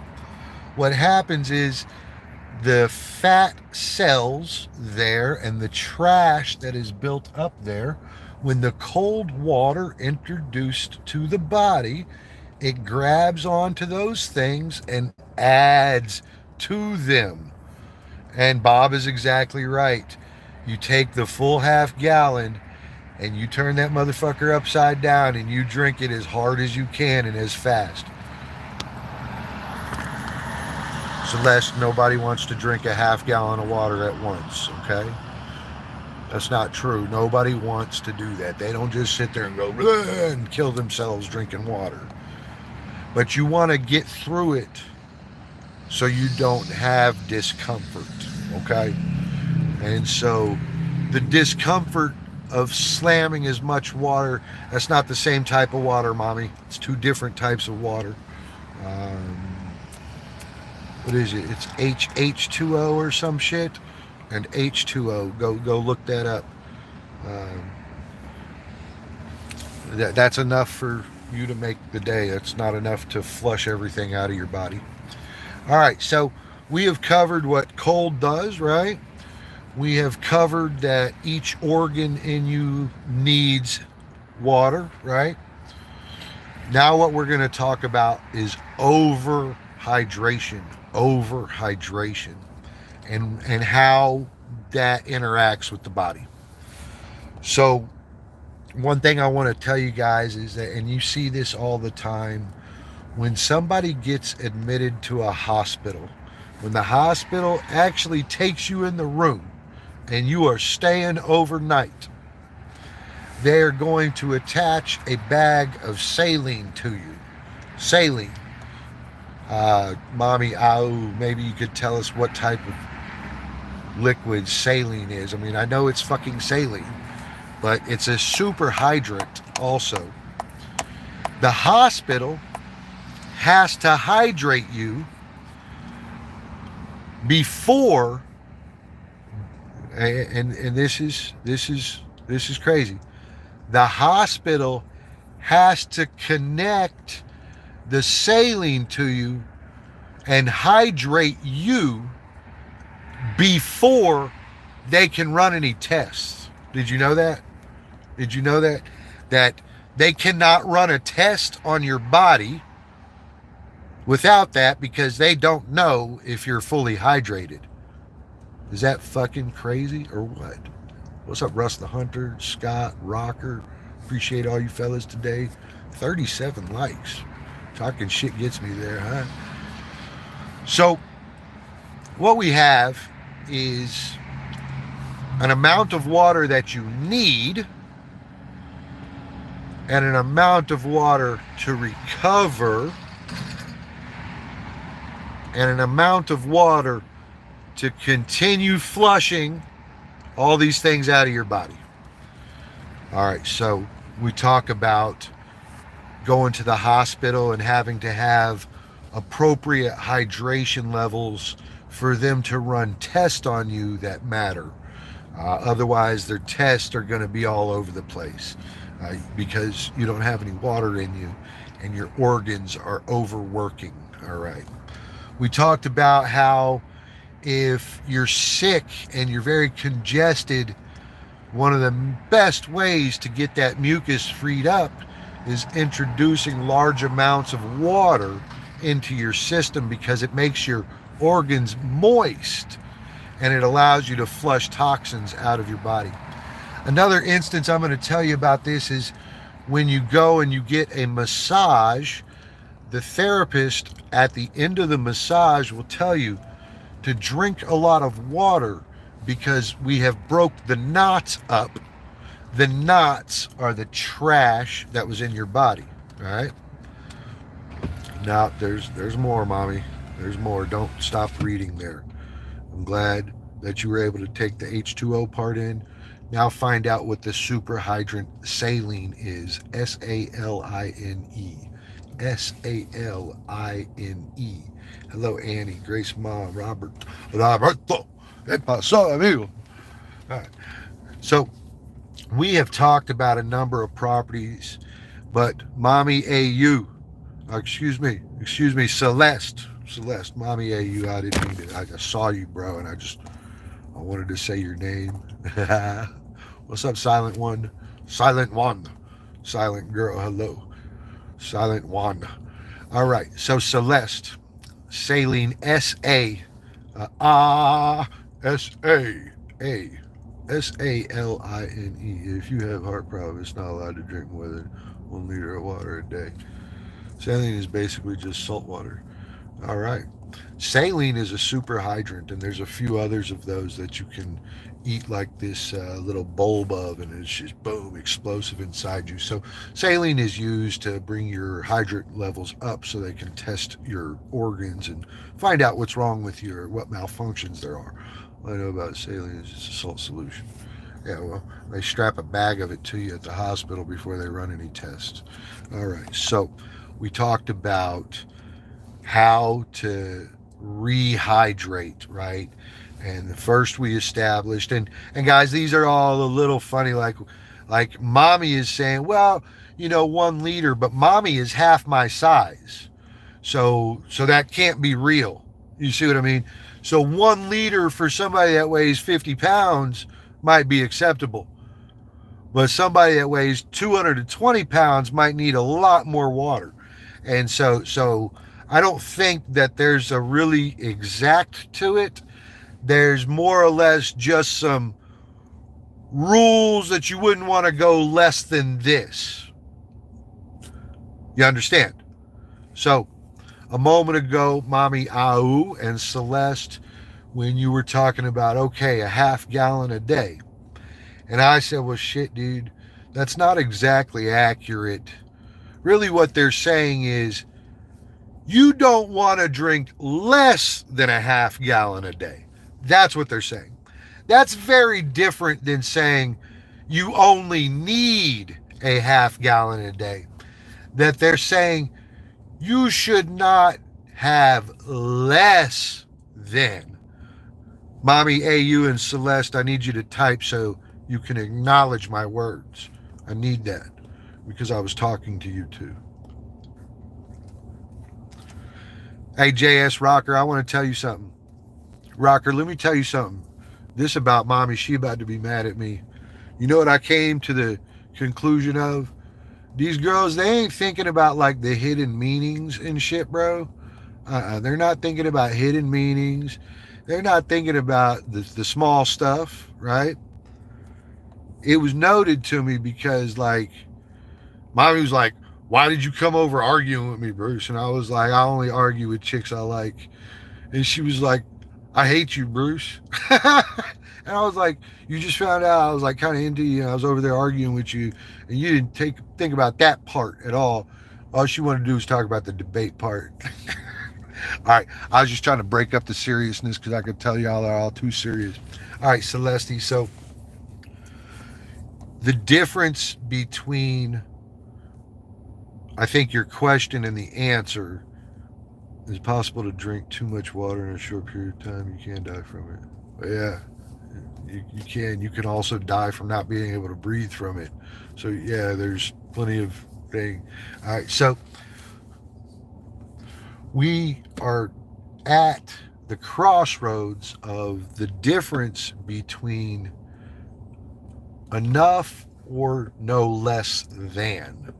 So imagine you have like a pool, a full pool, you know, it's like 12 foot deep, right? It's the size of your backyard. It's a fucking pool, right? And for you to go swimming in the pool, you need this much water in the pool to have your body in it, right? But the pool is 8 foot.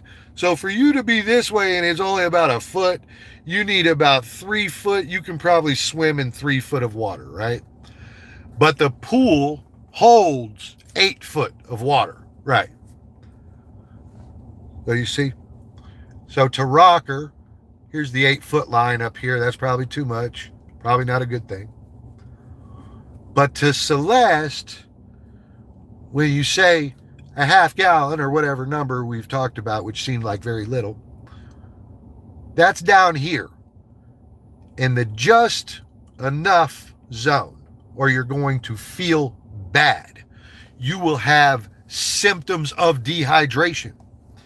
So the answer is no less than this, or you will suffer symptoms of dehydration. And in Rocker's case, he's basically saying that if you put 5 gallons of water inside you inside 60 seconds, your stomach is going to rupture and you're going to die. That's true. You can't fit 5 gallons in you. And you can't really fit a full gallon in you. So what you really want to do is try to drink a gallon over an hour-long period. A half gallon over about 30 minutes is acceptable. But under no circumstances should you try to drink 5 gallons of water at once, or you will die, like Rocker has pointed out to us. So yes, he's absolutely correct in that there is a such thing as too much water. And there are even times that is even more prevalent. For instance, like deciding to drink a lot of water after eating spaghetti. Why would you do that? That doesn't seem very reasonable. Water makes noodles swell. So there are all these other instances that you should probably kind of, look out for, and maybe you switch from water to something else, or, that sort of thing. But, when it comes down to it, those of us that have some overweight stuff, like me, my fatty face, I got chubby sides on me, I got a little love handle. You could probably put your hand on it. I'll probably be mad at you if you did so. Like, what are you doing? So those of us that are like that, now we're not fat, but we're not thin and fit, right? We're not chiseled. We're none of those things, right? So we're not thin and fit, but we're not fat, and there's quite a bit of healthy muscle underneath us. So what I'm going to say is that in that category, water is more important. Water is so extremely important because what's happening is there's like a bounce, right? And it just goes back and forth like this. Well, one day you feel a little more fat. Well, the day before you felt fine, right? And what's happening is you're not meeting your bare minimums of water. And when you don't meet your bare minimums of water, guess what? Guess what? You're going to have 58 symptoms. So then, fast forward, we talked about things like massage therapy, breaking up the knots, and how drinking water will flush those things out of you. Ladies and gentlemen, but more relevant with ladies, let's talk about a urinary tract infection, a UTI, and in the manner in what water does there, what it does is it keeps your tubes flushed out, right? So now we've established that you can flush out your urinary tract system by drinking water. We've established, no, that's not what I'm saying. I'm talking about water toxicity, aka it's when you dilute the sodium levels in your body too much through too much water, which would be quite a bit more than a gallon of water. Okay, so the 5 gallon death rule. And yeah, there's probably a lot of specifics I don't know. That sounds like one of them. I don't know none of those words right there, but I do know that too much water and I'll fucking be hurling. My body will reject the water first, and that's usually how you know you've gone a little too far. But yeah, I mean, some people I suppose keep going, and those sodium levels and things that you're talking about. Uh, now you could probably compensate for that by running, and you could probably stay running an hour and drink water the whole time, and your water levels may not change. So yeah, I understand what you're saying. I don't know if you'd have to be sitting still for that to happen and drink 5 gallons at once, but you are accurate. Uh, Drinking slowly is not very good either. Slowly but surely is just a kind of a version of not introducing enough water at one time. Uh, that would be like Celeste if you were hungry, but I only gave you one Cheerio at a time, right? One Cheerio. I'll bring you a piece of a bite, and then in like 10 minutes, I'll bring you another one. You see, so that's what you're doing to your body by saying, okay, well, I'm slowly drinking water throughout the day. Now, moderately is good, And people that hate water, like myself, I have a tendency to drink 2 or 3 cups at once and then walk away. Like I just stand in the kitchen and slam 3 cups and walk away. And you know what? I fucking feel better because of it. And so my point is that we're talking about how to also flush things out of your body. All right. So we talked about how cold water attaches to things inside your body. You can grab the back of your arm right here and feel it. Here's mine. Here's mine. All right, bro. There it is. You can see it right there. That's it right there. There it is. All right. So you grab the back of your arm and we'll talk about it. Cold water stores right there. That's where cold water goes. All right. Warm water enters the body differently. Now, then, the body determines where it's going to go, right? So it's going to go to my nutsack. It's going to go to my brain, right? It's going to go to my heart. It's going to go to my lungs, my pancreas, my liver, kidneys. All these things are going to get water, right? And then, all right, and that's provided you have had enough water to do this, not that sip per hour that Celeste is talking about. Right, Celeste, I know you don't drink no water. It's cool. This isn't a hate-filled conversation. I don't give a shit. Like, if you're not going to drink it and you want headaches all day, fucking have headaches. It's not up to me, bro. But as your buddy, I would like to see you feel good throughout your day. And when you laugh, I'd like to think that it's not hurting your head. And that's what I saw yesterday, and that's how I knew it was dehydration. And so it's dehydration and probably screen time, to be real honest with you. Screen time, work, stress, all these things add up. And if you're dehydrated, it only makes it worse.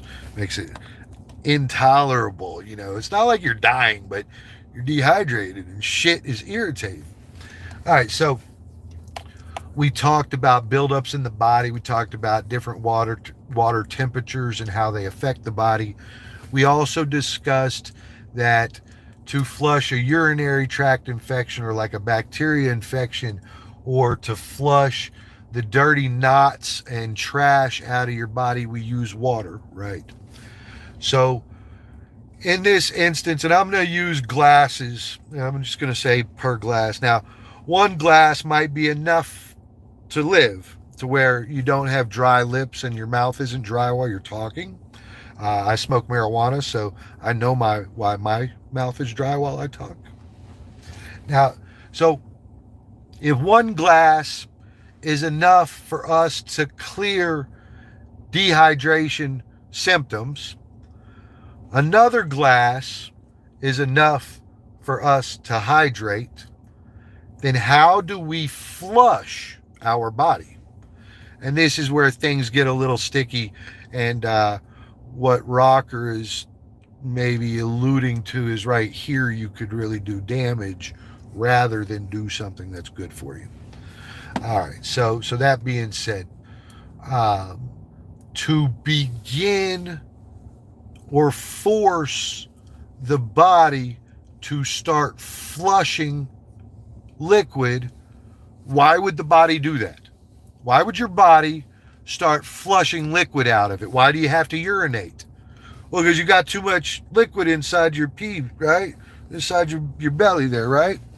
And so your body starts to try to push the liquids out of you, right? Now, if I drink one glass of water, the body will probably distribute that all over the place, and I will not have to go to the bathroom. But let's say I had a Coke first, and then I decided, well, let me get a cup of water. So now I had a Coke first, right? I put the water on top of it. The water causes me to have too much liquid inside my stomach, and my body says, oh, let me pee. And I push out that first thing, leaving water, right? Now then, that gets distributed, and all your water is gone again. All your water is gone again. So to begin a flush cycle on your body, what do you need to do? You need to introduce an abundance of water. So you cannot simply drink what you need for the day, because your body needs that. It's all going to get used the same way a vehicle uses gasoline. Now, if you wanted to go for a 10-mile jog, what would you bring with you? If you fucking say socks, I swear to God, you're fired. You would bring fucking water with you. Okay. Why? Well, because through activity, your body uses up all the fucking water. Holy shit. Socks. This motherfucker here, you're fired, bro. You're fired. He's the guy, he's like, I brought extra socks and I left my canteen at the house. Aha. Can I have some of yours, though? That's that guy right there. But he does have a pair of socks. He will offer you a pair of socks. My water here, Bruce, is from the well. That's good. That's good. It may not be good for you, but at least you have it. I actually assume in the Philippines that water is amazing. It does not have like the chemicals and stuff Everything here is very dirty. Everything here is very dirty. Those of you that think you want to live in the United States, you're not thinking it through. You're not thinking it through all the way. You guys don't even have to have locks on your doors. I've seen all the houses. Ain't no locks on no doors. And if there was, I could literally put my hand on a piece of your wood and just tear it right the fuck off and walk in your house. So there are no locks on your doors. Here, you can't walk away from anything without locking it. You don't want to trade this for that. You don't want to trade this for that. Drink that well water, bro. All right, so how do you begin a flush? Well, you have to overhydrate. And why would you want to flush things out of your body? Well, namely, you want to flush bad things out of your body, whether that be something in your stomach, like a stomach virus, or that be knots in your back and in your shoulders underneath your shoulder blade, the lower side. What I want you to do is you roll your arm in like that and then roll your shoulder in too, and you will expose your shoulder blade. And just about right here, if you run down the inside of the shoulder blade, the whole curve of it, you'll be able to feel all the knots inside you. This is trash inside your body that groups up in little balls. And when the massage therapist gets to it, they break apart. They break apart, right? And to move that trash from knot or broke apart space, you have to use water to do so. It's definitely like that in many places.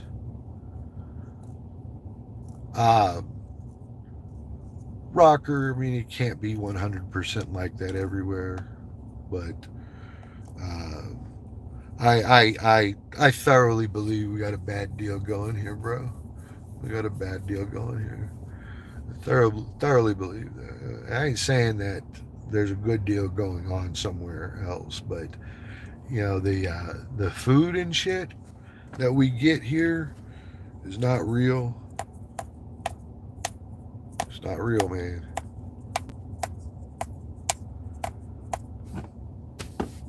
I don't know what to tell you. The cows that they serve us, it's like they got scared cow disease or something. Scared cow. That's what I said. Scared cow. Ah, Bob, you do too many drugs and bad things for that to possibly be true.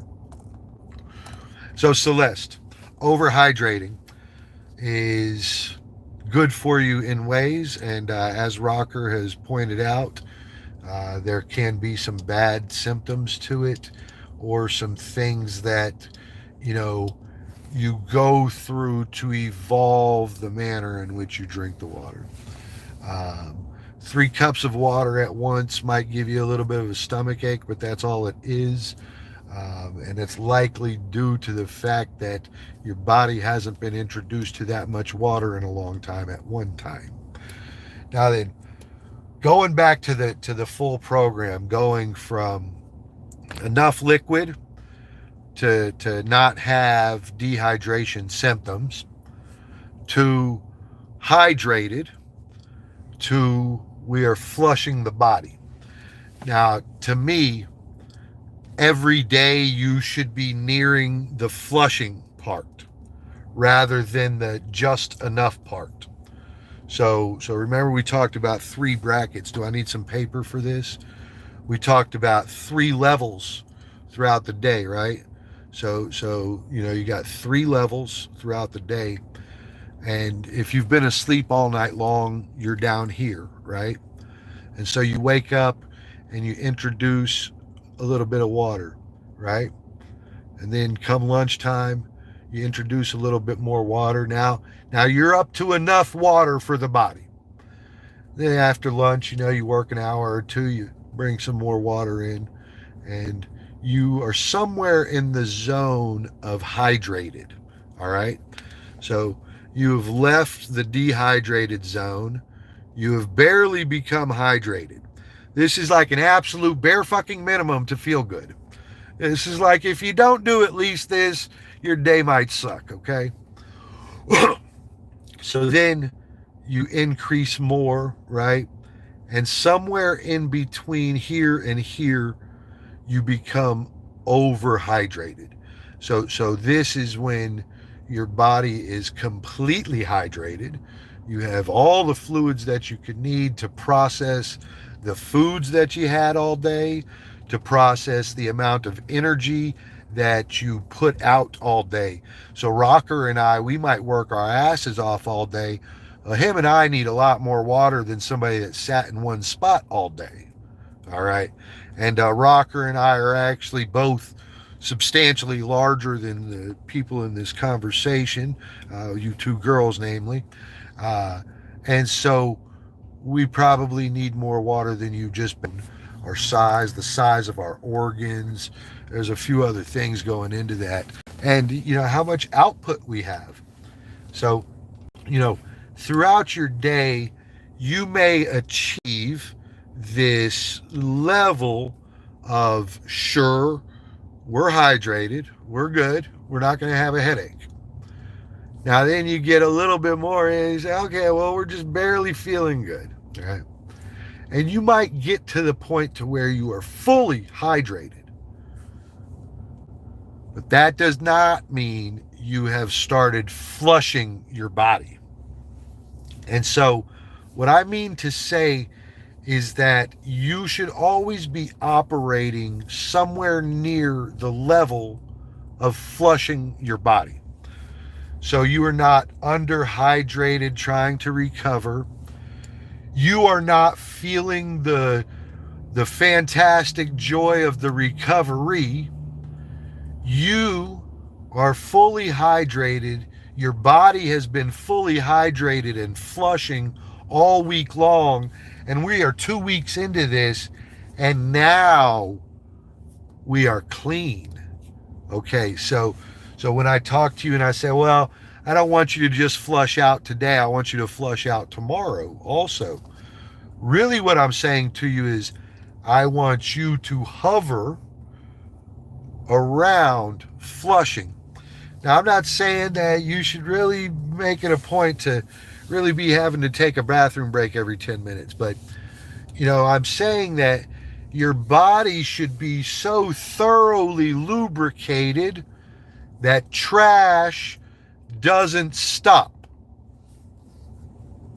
Okay.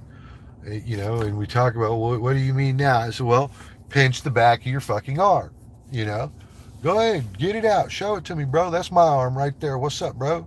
You want some of that? You want to get put in a headlock by this bitch, bro? I'll put this fucking anaconda on you.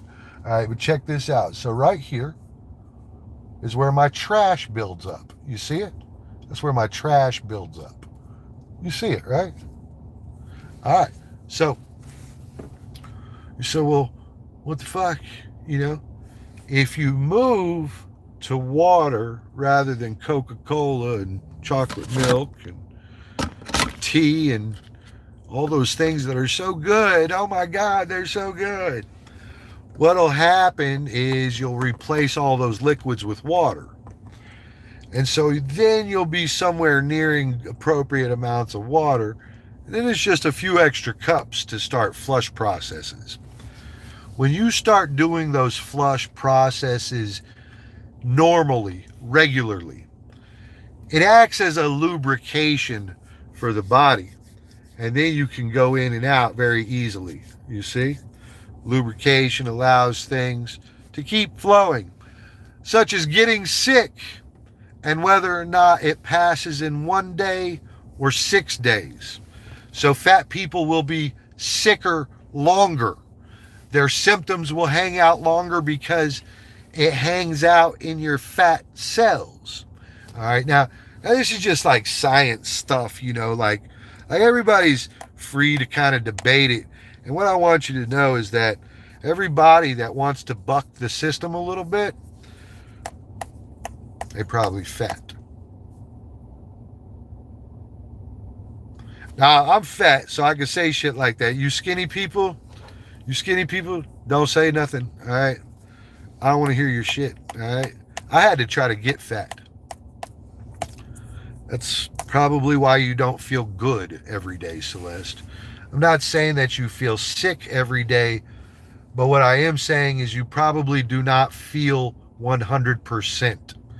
And so you feel down. It's like a depressed version of you walking around every day. And all of these things really kind of come into it. Well, how much activity are you doing? You know, have you left the chair today? And so sometimes all you're doing is just adding things on all day long because you have sat in one spot. Well, you ate food and you didn't have enough water. So, you know, the things that were supposed to naturally move out of you have stayed with you. You understand? Yeah, Miss G, that's very perceptive.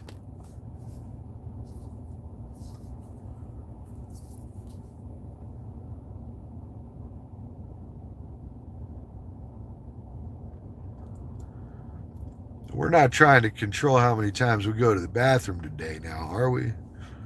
So then, my overall to you is that you should be very, very close to flushing your body every day. Everything that you introduced today needs to leave today. You understand? Now, let's say that you're dehydrated and that's the level that you operate within. You become accustomed to that. So, Celeste, not drinking water all the time, your body levels will be down here somewhere, right? And you become accustomed to this. When you go to fix it, it hurts. Especially if you try to fix it just the 10-minute Bruce flush, right? So when I tell you something like a half gallon in 10 minutes, it's because it is enough to begin your flush process. And the 10-minute period limits the amount of activity you can put in it. Miss G, why are you deleting things? Hey, lady, I don't like it when you delete things. I like your words on my screen, Miss G. Matter of fact, I'm going to pin your message. Oh, there's no option to pin your message. This is some bullshit. I should be able to undelete that shit. This thing right here, that one. I should be able to undelete that. So, let's talk, Celeste. Let's talk. Let's talk that I had a vacation and I sat at home all week, right? And all week long I ate meals and fucking I drank Cokes and, you know, I ate bananas and, you know, all this stuff. I kept saying how good it was for me, but I didn't do anything. Now, my body, something inside this milk, my body takes it and then my body rejects the rest of it, okay? So we're going to say there's this much good in the milk and the rest of this is bad. Hello, Mylene. All right, so all the bad that stayed around every day did not get flushed out of my system. So what happens to it? Celeste, what happens to it? What happens to the rest of it? Tell me. Where's it go? Where's it go? You see this? You see it all, right? You see it all. I got to pull that in to get my cut back, yo. You see it? You see it? Ugh. So where does the waste go that we did not flush out of us?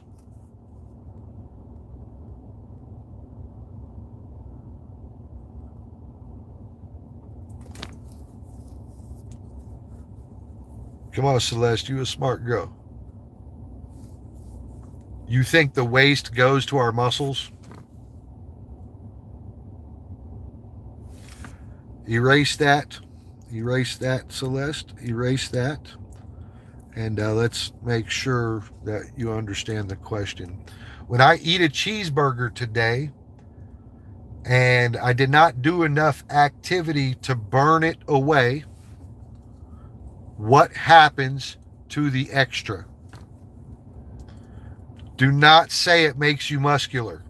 Do not fucking say that.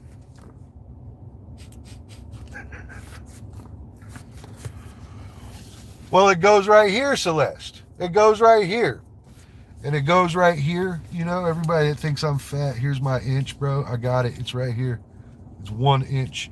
I can pinch an inch, as they call it. I can pinch an inch. So where does it go? It goes to the head. Angel thinks it goes to his brain. That's pretty optimistic, actually. So I'm going to give you a clap for fucking like being enthusiastic and being optimistic. Celeste, where does the extra weight go? So I established that only this much of my milk was actually worth drinking, right? So that this much of it was trash, right? So where does the trash go? Well, you got to work it off, or, and hold on, this is going to fuck you up, Celeste. You got to flush it out. All right. Now, how do you flush it out? Well, I've been talking about that for a fucking hour, bro. Drink enough water to flush the body. And I want to tell you that it is that simple to feel good every day. You could be Bruce fucking Wayne every day, Celeste. You just got to drink a lot of fucking water. Now, I ain't really saying a half gallon inside 10 minutes is the answer every time you go to drink water. That is not what I'm saying. I am saying that if you have a symptom such as a headache, and when you laugh, your neck tenses up and it hurts your brain, you require a lot of water at one time, because you have to hydrate different things before that water gets to your brain. So if I drink a half cup of water and I'm dehydrated, well, my lungs are going to get some of that. My pancreas is going to get some of that. My fucking liver is going to get some of that. My stomach is going to get some of that. My veins is going to get some of that. My heart is going to get some of that. And then my brain might get some of that. But what we don't know is what order that happens in. Because you're dehydrated, the most needy of the organs will get the water first, as described by your body, not me. I'm just talking about the function that takes place. And I'm also further describing how to force the function. That's something right there. How do we make the function take place?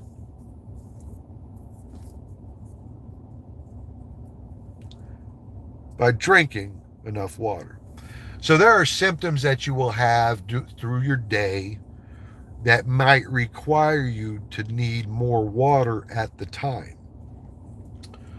You ever notice you get up in an attic and you start sweating and you sweat all the water out of you inside like 2 minutes? Hello, Gus Sanders. Hello, Silent Girl. Russ. I mean, like, I read a lot. I watch a lot, I take in information. You know, my favorite thing to do about information is to get like all on a tangent about it. I might find one thing out of a conversation that I felt like was cool or interesting, and then I might study that thing for the next hour. And when you have so many resources at your fingertips, studying something's pretty easy these days. You can pull books on it. You can pull all sorts of shit inside minutes. I ain't saying that makes you an expert. I'm saying that, you know, if you got a brain on your shoulder, you're probably going to understand this stuff. And so Ladies and gentlemen, the long and the short is you're probably not drinking enough water. And if you don't have to go pee about every hour or two, then you probably aren't drinking enough water. If you are holding your bathroom breaks to the point that it hurts or that your leg is moving, you are also retaining toxins inside you, and you are giving toxins an opportunity to settle in the linings of your stomach and other areas. That is very important to stay completely hydrated and to keep all things moving through the body. So there we are, up to, and again, we talked about being dehydrated, we're talking about hydrated, we're talking about overhydrated, and now we're talking about a continued maintenance of hydration. This is like lubrication in the car engine. It has to stay lubricated or it starts getting old. That's exactly right, Miss G. And I wouldn't say warm so much as I would say room temperature. Somewhere right around 75 degrees. It's generally somewhere right about there that is good for the body. Cold will get distributed differently. It's not that the cold water doesn't have good properties to it. It's just that the cold water gets distributed differently and it does not lubricate. So it basically like freezes the cells and sticks to your fat. That would be a good way to describe it, although I don't know if that's exactly accurate. I mean, your body's like 95, 98 degrees. What the fuck is frozen in it? Nothing. But the cold water sticks to things the way you might think syrup does on a pancake, you know? I do it that, Bruce. Warm water is the best. I'm trying to listen and learn if someone can't get if we should laugh. That's it. No, I'm just saying, drink more water. You don't want headaches and that sort of thing going on all day. You don't you don't want to be dried up, and there's just so many different places that this becomes relevant. They can't test you at the hospital unless you're fully hydrated. You can't move waste products outside of the body unless you're fully hydrated. You just have all of these moments, I should call them, that you would want to ensure that you weren't feeling poor symptoms.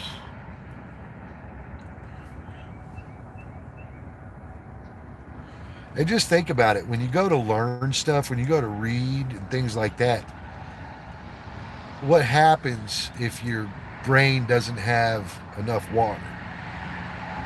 What happens then? Well, what happens then is that you likely don't learn as easily. Okay, so this means that when you go to work every day, your work functions are not done quite the same. You are working at 90% instead of 100.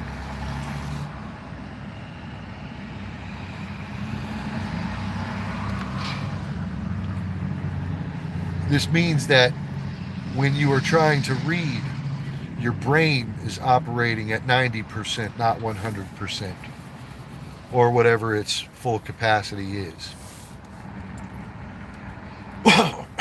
It means that you are keeping some of your day rather than getting rid of all of your day. And what I mean by that is that when I eat this cheeseburger that I'm about to go in there and eat, when I eat this cheeseburger, that some of it is going to stick with me unless I go work my ass off. So I can eat the cheeseburger and stay seated and play video games all day, and then in 10 years I'll look like a hippopotamus, right?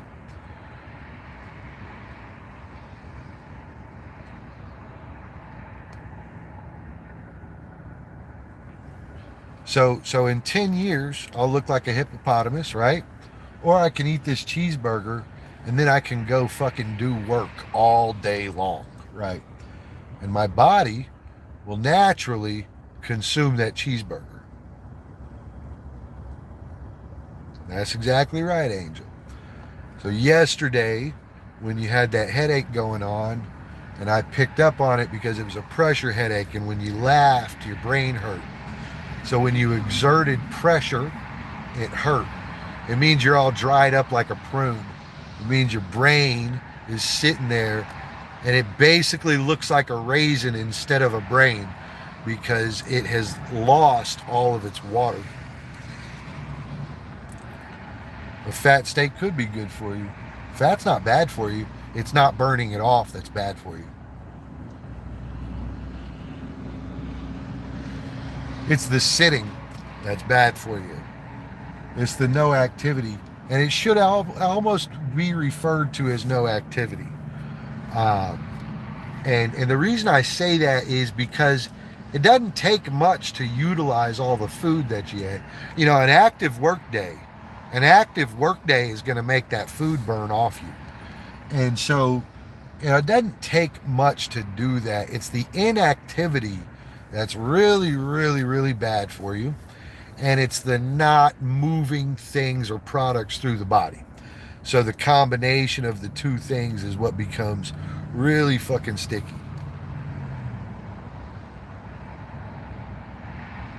That's exactly right. And some of the fastest and best functions and methods in which to determine that is one, your eyes, your headaches, and your fucking lips. Go to the mirror and look at your lips. I'm dehydrated right now having this dehydration conversation. But I do not argue it though. You see what I mean? I do not argue it. And when I do get a headache, you can bet I run for a half gallon of water. And I run for that because I don't know how dehydrated I am. There you go. That's another thing I'd like to promote there, Rocker. That half gallon inside 10 minutes has a function to it. And that function serves to ensure that I not only hydrate everything, but that I begin the flush process. So whatever is inside me, I start pushing out. Good morning, Vegas. What's happening, yo? Hope Vegas is fun today. Yeah, of course, Bob, because you dry out. You have no nutrients coming in. So yes, you drop weight. Even more so if all you do is drink water and you skip food, like instead of, lunch, you just drink a bottle of water. So, all these things really, really count. And Celeste, I wasn't trying to give you a hard time yesterday so much as that I could tell, hey, all you need is water, bro. You'll feel better in an hour. And because I don't know how dehydrated you are, and it's impossible for me to verify that, I would just tell you the half gallon in 10 minutes is safe, and that it will allow you to begin the flush process, which will be uncomfortable for an hour, maybe a little bit longer if you just decide not to go to the bathroom, but that in entirety you would have been hydrated off of that half gallon and you would have had relief within probably 30 minutes or so. And guys, I want to remind you that in all of history, we didn't have medicine. In all of history, we didn't have Coca-Colas, and there was no aspirin, and there were no glasses to make our eyes feel better so we didn't have headaches. But you know what we had, right? You know what we had, don't you? Yanda, somebody type the word on the screen. What did we have? What did we have? We had water. We had water. Every hospital through all of history, the first thing they do is hydrate you. In all of history, if you ever had something wrong with you in your stomach, the first thing they do is hydrate you. So that's what it is across the board. Good morning, welcome in. Martin, how are you, sir? Good.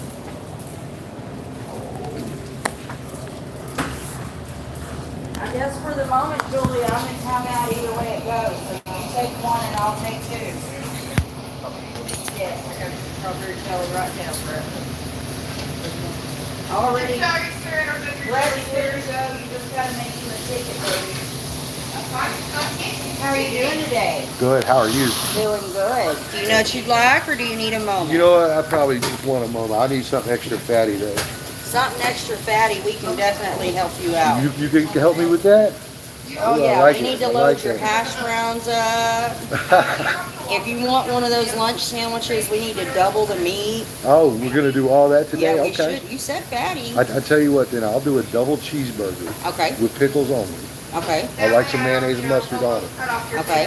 I would like a W sauce when you with that. Sauce, you got Yep, it. yep. And I'll Pickles take the only. hash What brown. about bacon? Nope. No Nope. cheese, no bacon? Cheese. Cheese, Yeah, yes? I gotta have the cheese, bro. What are we doing to those hash browns? Nothing. Nothing? Nothing. Plain. Well, this isn't very fatty. No, it's fatty. It's 7 a.m. It's okay, okay. And what are we drinking? Who else ordered a burger? You know what? I want a water with no ice and a to-go cup. Water, no ice, and a to-go cup. And no lid either. And no lid. And no straw. And no straw. I don't need any of this stuff. We don't need any. I'm very Full basic. I'm very 2/4. basic. Cheese, pickles, mayonnaise, mustard, basic, man. No lid. We're good. Thank you. One hash That's brown perfect. That's how I scattered and want on it. one platter. I already wrote his ticket down there because I thought you were down here because you got Brett. So I will keep Brett and mine. Okay, so then you write this. Silent one, I just told you. If you don't drink water, everything stays with you through the day. I'll show you something. That's how tall this cup is. That's how full it is.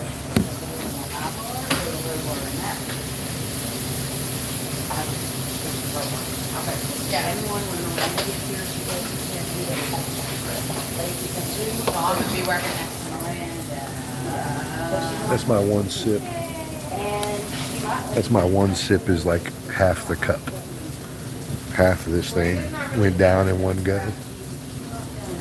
And I'm not going to get like 5 of these or anything because I drink these all the time throughout the day. But I got to tell you, it's so much water that you need to keep your cycle just flushing out. And that's what you want. That's where the cream is. That's where you start operating in the green, bro.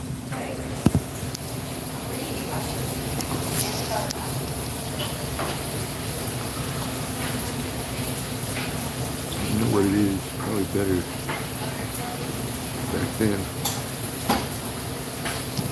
You got a point? You got a point? Full of bags of saline. That's exactly right. Ginger ale and Sprite make you go piss. Saline doesn't make you use the restroom though. So what? It's a super water. He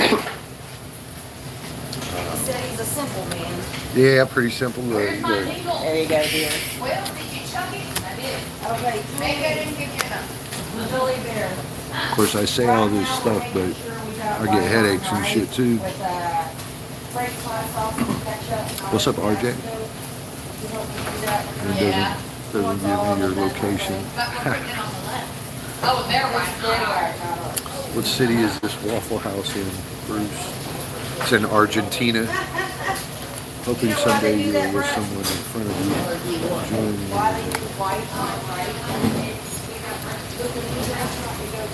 Miss G, all the qualified women are telling me stories like they're worried about work right now. Do you remember that story, bro?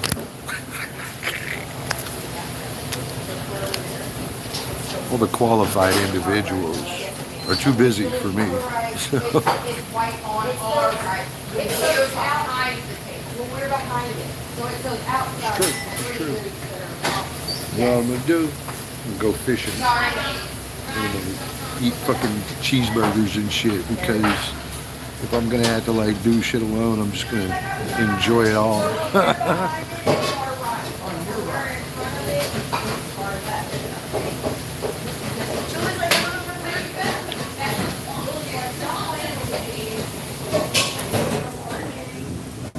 They got this burger coming, bro, and I'm gonna fuck this burger up in front of y'all.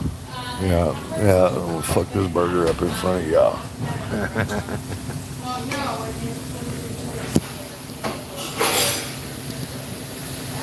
I gotta go to work. See you later. It's in Argentina, so. Oh God, there goes Derp. God, Derp. Just when you stopped showing up, had to go and fuck that up too, huh, Derp? Nice to see you, Derp. Good to see you, bro. I hope you're doing good. All these Texas accents add up to 2 points. Hey, yeah, sure, bro. You want to know what else, man? I quit school. I quit school twice. You want to know what else? I make more money than you. Yeah. Twice, bro. No bacon, just the cheese, bro. I don't agree with everybody's bacon. Scott, it don't matter what time it is, baby. You a human, bro. Get you a cheeseburger, man. You need to go over to one of them 24-hour McDonald's or something. I don't know what's nearby that serves burgers right now, but go there. Tell them you want a fat, nasty burger. You want some cheese on it. I did a double, and you want some probably get like, you know, you could do like, probably like some mayonnaise and mustard on it. Y'all don't fuck with Derp, dude. Derp's okay, bro. He thinks he bothers me. No, you don't. No, you don't. Ah, yes, I do. Yes, I do. Yes, I do. You know how I can tell? You know how I can tell, Derp? It's not just more money either. It's not just that, but you know how I can tell? This is gonna fuck you up, Derp, and I know you're still here. You know how I can tell? Because you act infinitely weak in my presence. That's what you do. I'm better than you. And that's why you act the way you do. Cut that shit out, man. Cut that shit out. You know, every day you come around, every time you come around, you come with the same stuff in your mouth. You're always so angry. You're always so angry.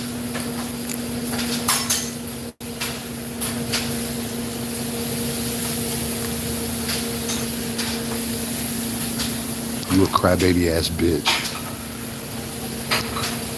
That's how I could tell. That's how I could tell. Ooh. I did. That girl, she I knew it too, and I did anyway. Give me just a second, honey. I'm sorry. I had it put together, and I was like, oh, I forgot the egg, and I opened it. Don't do it, Julie. You see the other men in here? Derp. You see the other men? You see that they don't act like you do. See, so I know that they're financially fit in their life. They're happy with where they're at in life. They're probably successful. You know how I know? Because they don't act like you. That's how I know these are people that I like to bump elbows with, unlike you. Because broke is a symptom, man. It's a symptom of being an asshole. And you're an asshole. And I don't know a lot of people with money that are just genuinely assholes every time I see them. People with money don't act like that. You're a broke ass. And if you're not, you're just a piece of shit then. Here you are. Oh, that's what I'm talking about right Can I there. get you anything else? No, No? this is great. Thank you so much. You're welcome.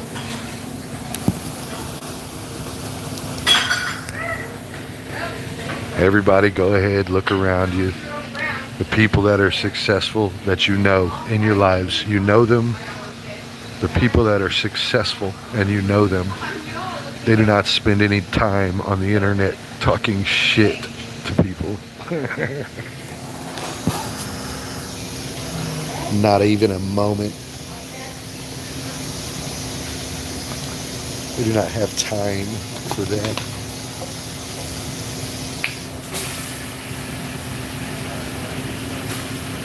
It's about to look better. What's up, Neha?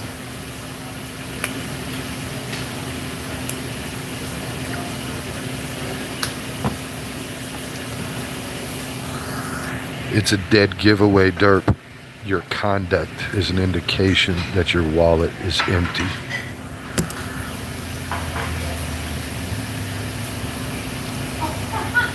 And I ain't saying you gotta have money to kick it. But I'm saying if you're gonna act that way, it ain't because you have money. If you had money, you wouldn't have time to act that way. So then, look around. Show me the successful people in your life. And show me a single one of them that spends any time talking shit to Bruce Wayne on the internet. None of them do that, bro. None of them do that. It's only you. It's only you that comes around with this, by the way. Even my haters don't show up with this. It's just you. It's just your shallow existence and your poor conduct. Scott, it's about to be so good, bro. You want to get up in that burger, bro. You want to get up in there. Get up in there. Hello, Neha. Hello, Neha. Silent girl. Miss G, I would totally take you to dinner.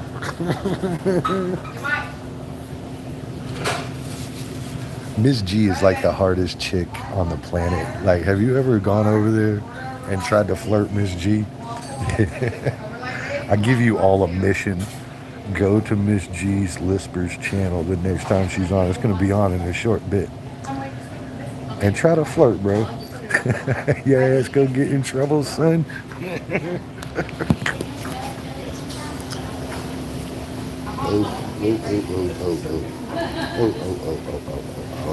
Oh gosh. Oh gosh. Oh gosh. You roll the books and stuff. All your books will be right up there. Yeah, of course.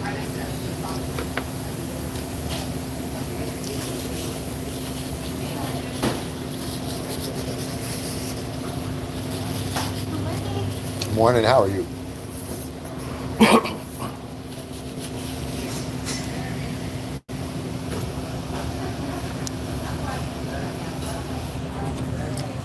Morning, Lacey. Vegas, did you leave me a comment so I could try to subscribe? I may not have, so it'd be good if you did that whole thing. That girl kind of cute, bro. She kind of cute, bro. She kind of cute, bro. You never know about that. Kind of cute. What? There go. Like, find out if she's a stallion, bro. Boy, Derp is getting it today. Y'all leave that man alone. Let him be unhappy, bro. He don't bother me much, man. Sometimes I throw him out because he's ruining the channel, but he don't actually like bother me. I'm not broke enough for him to bother me. I had to be a lot more broke for that boy to bother me. It's called strength, baby. Strength. Strength. You do have to take gift card. I know we're going to grab a gift. Yes, you do. Gift card. Do not allow the words of weak men to bother you. Never allow them a spot in your life. The moment you do, you'll be broken like them. The moment you do, you'll be broken just like them. They want you to be what they are. They want you to be how they are. Don't be a part of it. Don't be a part of it. I like to tell people sometimes, it takes two to tango, right? Like, and I'll use something real big like racism, right? Let's say we got like one of these people over here is racist, right? And they say something, right? So you have first the person that said something, and we're going to give that role a name. We're going to call it the offender, right? And then we have the person that heard it, the offended. All right, so there is two roles. There is the offender and there is the offended. In Derp's case, he is the offender. He comes in here running his little dick breath mouth at people, or myself, whatever it is, right? And then there is the offended, which is not me, because I don't give a shit. And so you understand there are two roles, and for any of it to work, both roles have to exist. So you have to care about Derp's words to be offended, right? But because his words have no value with me, he cannot offend me, and such, his whole little program doesn't really exist because it doesn't have a chance to breathe, right? So even if it was racism, even if it was something hateful, said something about your kids or your mom or whatever it is that makes you tick, right? So you're gonna go like You remember one thing, there's two roles going on there. There's the offender and the offended. And you can choose to be offended, or you can choose not to be. In Derp's case, he's lacking any quality. Vegas, be sure to leave a quote for me, or a comment, so I can track you back.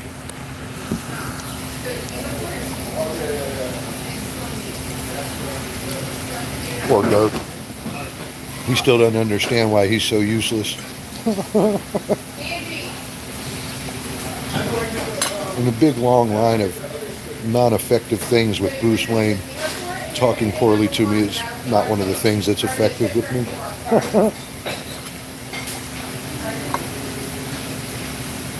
What do you think, Derp? Nobody said some bad things to me before?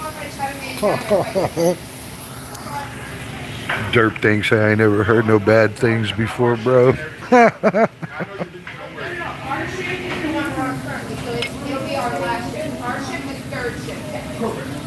Shit cracks me up because I keep thinking like one day he's going to say something that's going to cause me to be in my feelings, but I don't think so. Definitely will, but it's totally different being the other side of the screen. It's a little weird. A little weird. It's too long. Okay. Yeah, Vegas, link up. So leave a comment for me so I can link up. I want to come see this shit. Yeah, I want you to take me gambling with your money. Gambling with your money, bro. Take me. I want to have the gambling experience from my sofa. No, or either one's version.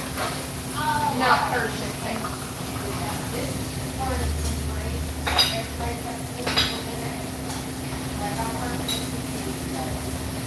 Put that on everything.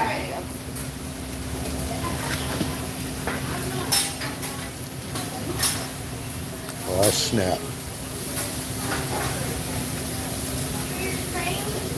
Yes. Yep, she's gonna be on the back. And we'll get you a uniform shirt with icy wear. Okay, I have one. We're doing this today. Fleming, what's up, yo? Julie? Yeah, you wanna come get your grapes? I'm just waiting on the eggs to be eggs. Oh, I know you fellas don't care. Heck, I even know that like some of y'all are probably like buddies with him in other channels. Like he seems to go to other channels and treat other people decently. That's why I like feel like one, he is a real person. It's not just an account, but two, like I definitely did something to this guy. Something I said penetrated his vagina so hard that even like months have gone by in some cases. And here he is. He's back again. Oh boy, Derp is back again. He's still rattling from whatever it is I did to him. It's W sauce time, boys and girls. W sauce.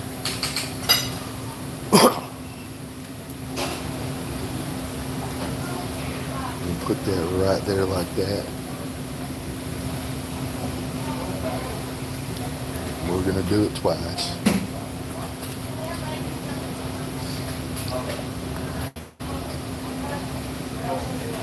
Oh yeah. What's that? Because I feel like it. Because I got a pair of hands. That's why.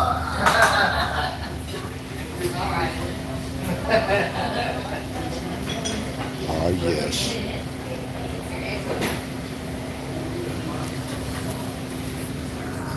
That is so good. It's like spicy something.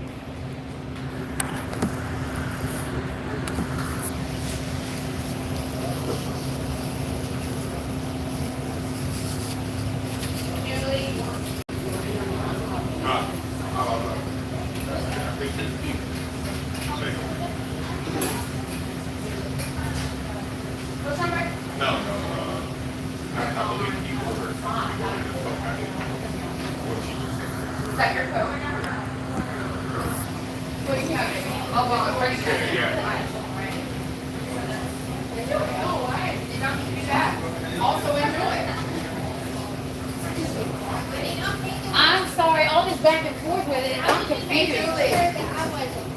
Yeah, well, yeah, I'm always. No, I already delivered this. What did you deliver, the eggs?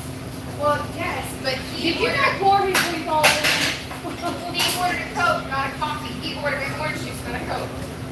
I got the orange. Yes. I was just moving the Coke over to the coffee guy. What? It'll well up. It's fine. Everything's cool.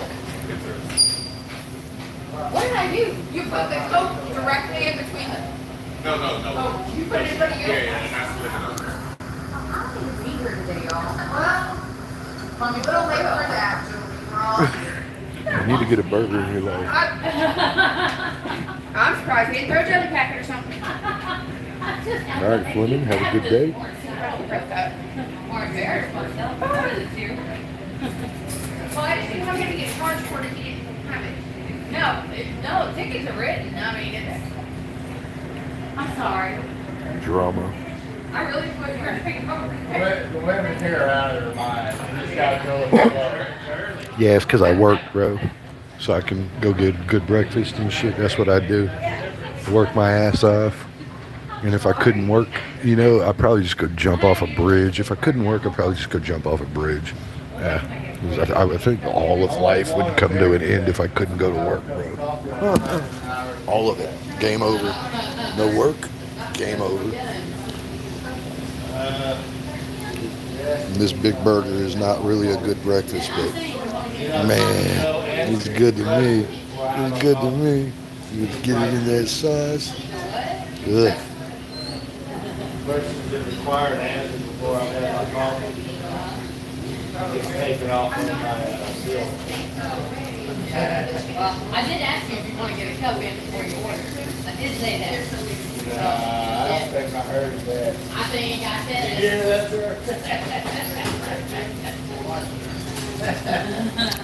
I'm gonna let you get a cup in. Let me get walked out. That's right. Gus, Atlanta filled with Waffle Houses, huh? And you got plenty of those over there. Come out like you wanted it. Came out fantastic. Awesome. That's what we want to hear. It's fantastic. Yeah, there's no way to reprint that report, babe. Okay.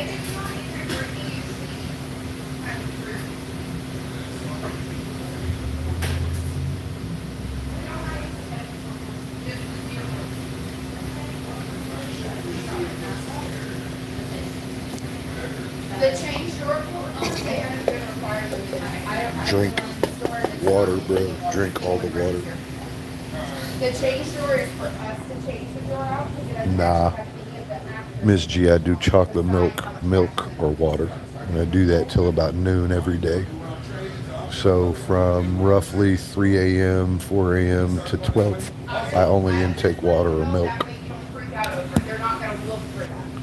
And often enough, I skip dinner. So breakfast and lunch, and then probably about 3 times a week I skip dinner.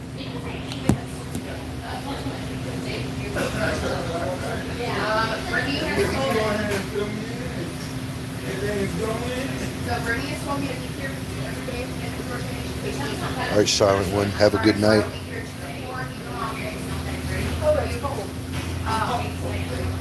Well, no, she's like, you want 40 hours and I was like, all right.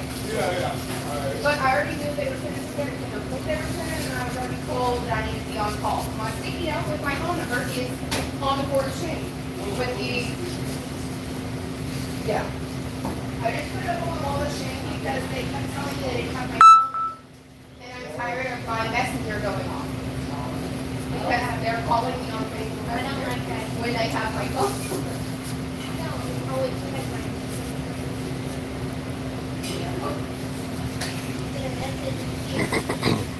Yeah, have a good night. Scott still with us? Vegas, so what's up, man? You did your live stream, your first stream, and what did you do during the stream? Like, were you just at home, or did you go out to one of the casinos or something?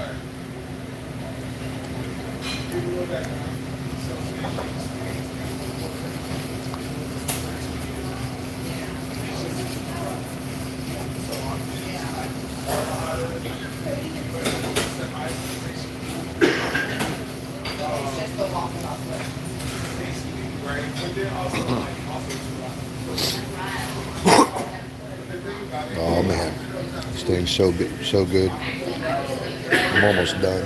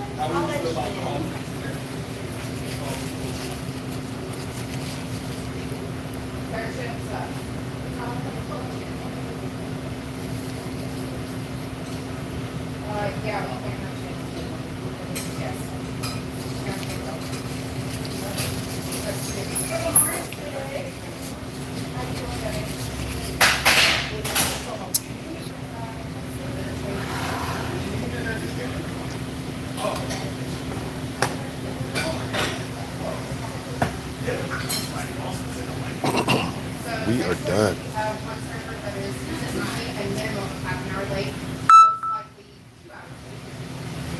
Change yours, Lacey. Change for the other one. For Julie? Yes. Thank you so much. Thank you.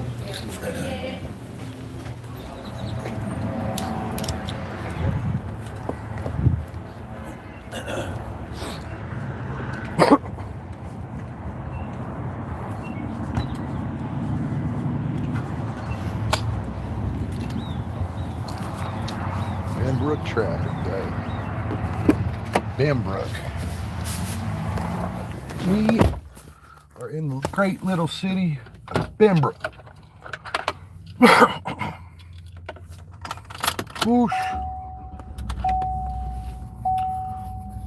I'm about to go enjoy getting my battery changed.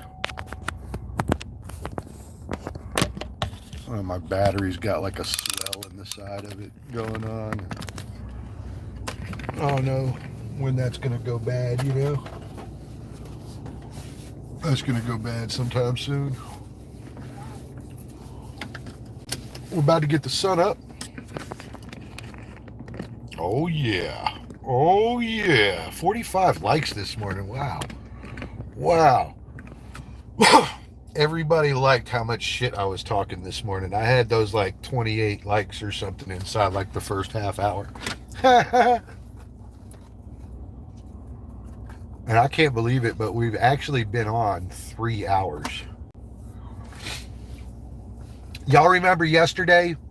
I was at breakfast and I was like, all right, I'm going to start these emails. I got to get off here, right? Guess how long I sat there? 4 fucking hours. That's how long I was doing emails, for 4 hours, yo. I'll probably have another 4 hours of it today. Let's get to it now. We wouldn't want to spend too much time not doing those emails, because if you do that, then you have 10 hours worth of emails to do. 10 hours worth of fucking emails to do.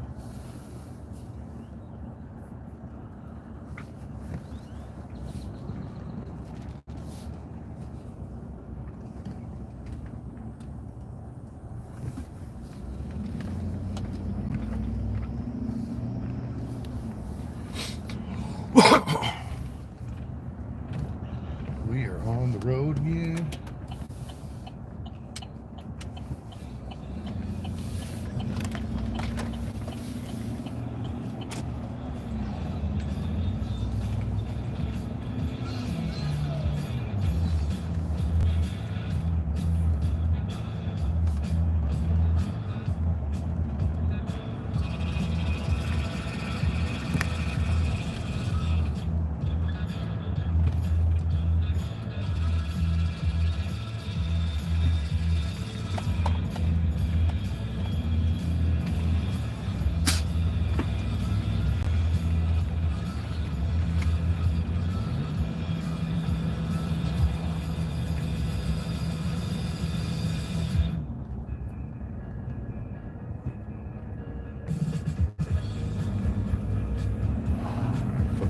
Faster, lady. What is wrong with you,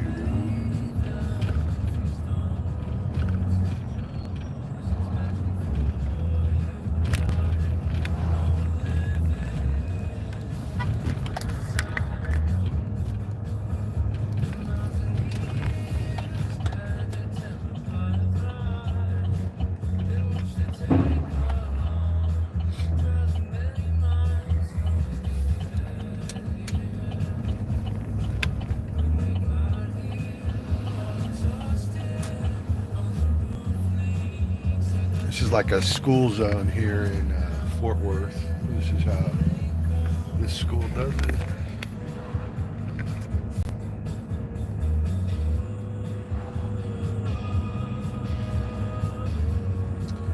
And this is good old Benbrook.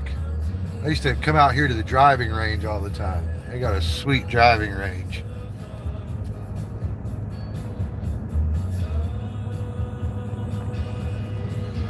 They got a sweet driving range, and I super suck at golf.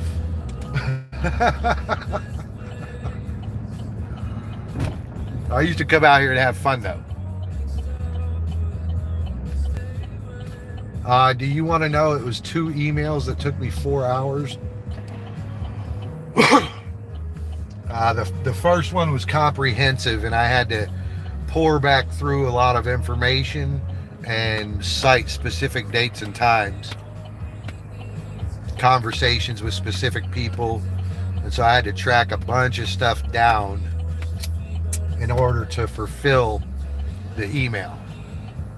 And so, of course, I did so.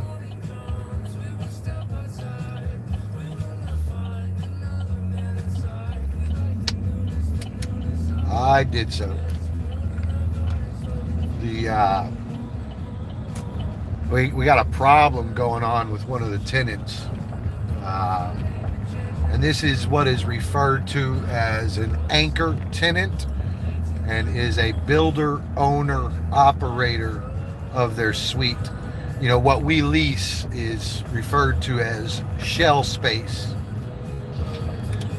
Shell space is an empty space that you can custom build a business in. It is not the same as furnished space, such as something that comes with a restroom.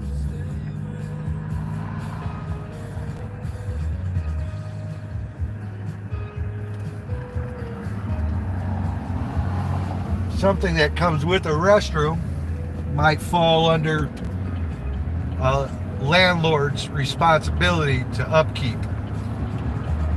But something that is custom built by you, for you, and used by you is very different. Very, very different, because you are the sole proprietor of the item. And the team that is on site, they've been there 5.5 years, but they changed out their staff about 2 years ago. Their staff changed out. And the new staff does not give two shits about any lease agreements. And all they continue to say is, well, we weren't here for that. That doesn't mean that I'm going to fix your toilet because you weren't here for that. But they're mad because I will not repair their stuff. And one of those things happens to be an oxygen enclosure that they built. They built an oxygen enclosure outside, something that they built, not us. So again, we made a shell space. They have to custom build their business. That custom build included the need for an oxygen enclosure. They built this enclosure within a nest of trees. Within the nest of trees, they put oxygen equipment underneath it. And you know, we as your business partner, we're not going to give you a hard time and tell you, oh, you're fucking unsafe, you got to spend 40 grand. But it's about $40,000 worth of corrections that need to take place.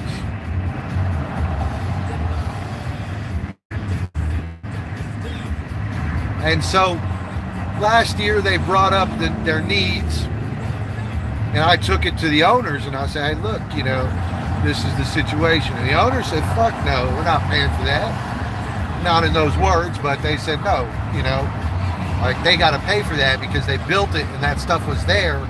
They should have cleared all that stuff and made it safe. So I declined it last year in July, and I went all the way up their chain with it. I went all the way up the chain. I talked to their safety director out in Florida, everybody. I was like, look, you can't build this thing with a bunch of safety issues and then turn them over to the landlord and tell him to fix them. You can't do that. It's your stuff. You don't even get to turn it over to us. And so I had to tell her, I said, you know, when your company fails and leaves and a new company comes in and they want to use that oxygen enclosure, then and only then are we responsible for it. Right? But this was, you know, back in July. So last week we had a big storm come through and it tore down a tree back there. And it has been a battle ever since. And the problem with that is that it's been explained to them on every front all the way up the chain. But the on-site staff, again, simply doesn't agree. They just, oh, we don't care. We're still going to try to get you to fix all that shit. And so they're back again trying to get us to make the repairs like something has changed. And that happens to be the most troublesome of it, is the part where, hey, you know, something here has changed when nothing here has changed except the staff on site. Now, the on-site staff, they run a business. They did not lease the place from us. They did not negotiate lease terms with us. They did not build it. All intents and purposes, the build staff is completely gone, and so are all of the regional administrators that I work with. And so their staff just needed a slight education. And by slight, I mean anything past the the two front doors of your suite are things that you own, and we do not host any responsibility on those. And so it's a very simple thing. If it's past those doors, then it's not ours. We maintain it. We don't touch it. We don't know what's wrong with it. We don't inspect it. We don't do anything for it. We don't come in and review it. We don't do anything with it. Right? So it took me 4 hours to put together all the dates and times that I had gone over there and had meetings with them, and yet they have disregarded the lease at every turn. And so it took me about 4 hours, well, really about 3 to put all that together. And, dates and times and instances, there were over 22 incidents inside 2 years that were not required contacts, that they should not have went to the landlord, especially after the first contact, and they were educated that the lease agreement does not stipulate that we are responsible for their business. And that would be the stupidest fucking thing on the planet. Like, all of these businesses right here, they all lease space inside. We do not go in and service their business needs. Right? Like, the business handles its own business needs, whether that be cleaning, inventory, fucking my shelving products wore out. And these people, they only understand it some of the time. They don't ever ask us to do anything with all of their medical equipment, like inspect that stuff. They never ask for that. They never ask us to do their janitorial services. See, so they understand this when they want to.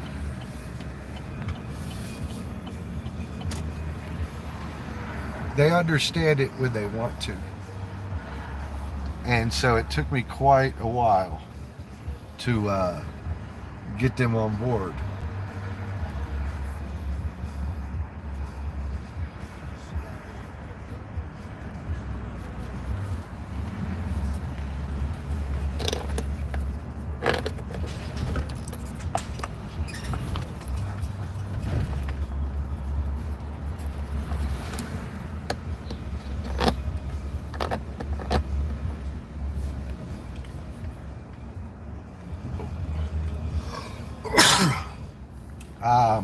And they had sent out an email. See, I was on site the other day looking at the down tree. And because now that the tree is down, I have to get it removed.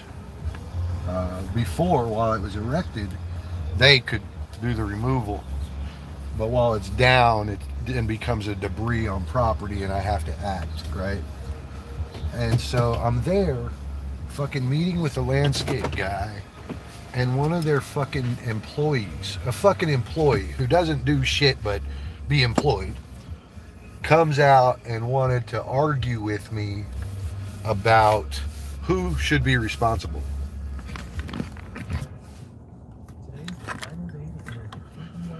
Lindo, I was okay earlier and I'm okay now. And harsh words are not an indication of people being upset. Motivated and into my conversation I was, but I'm great. I'm fantastic. I got a fantastic life. I work my ass off every day. I've got money. I've got everything I need. I got extra. Dude. I'm fine, dude. I love it, dude. And I have no complaints either. No complaints. Everything could be better, sure, but if I complained about it, it would never be. So you see why I always do that. Well, these. So yeah, no, it's never better. But so the lady came out and engaged me as to the responsibility when I had already talked to people so far above her, and I did so in July, but she wanted to come discuss that with me. And I was like, listen, you're an inappropriate agent for the company to have this discussion with me. She said, no, I'm not. And I said, well, you're not making a report. You're trying to discuss whether or not you're going to pay for making this place safe. And she said, well, We don't think it should be our responsibility. We know whose responsibility it is. We know it's yours. And I said, well, what you mean by that is that last year when you came to us and I told you it wasn't our responsibility, that you just waited until something happened. And so they sent out an email that said at Bruce, Tony, the woman's name is Tony, has full authority to report any problems on site.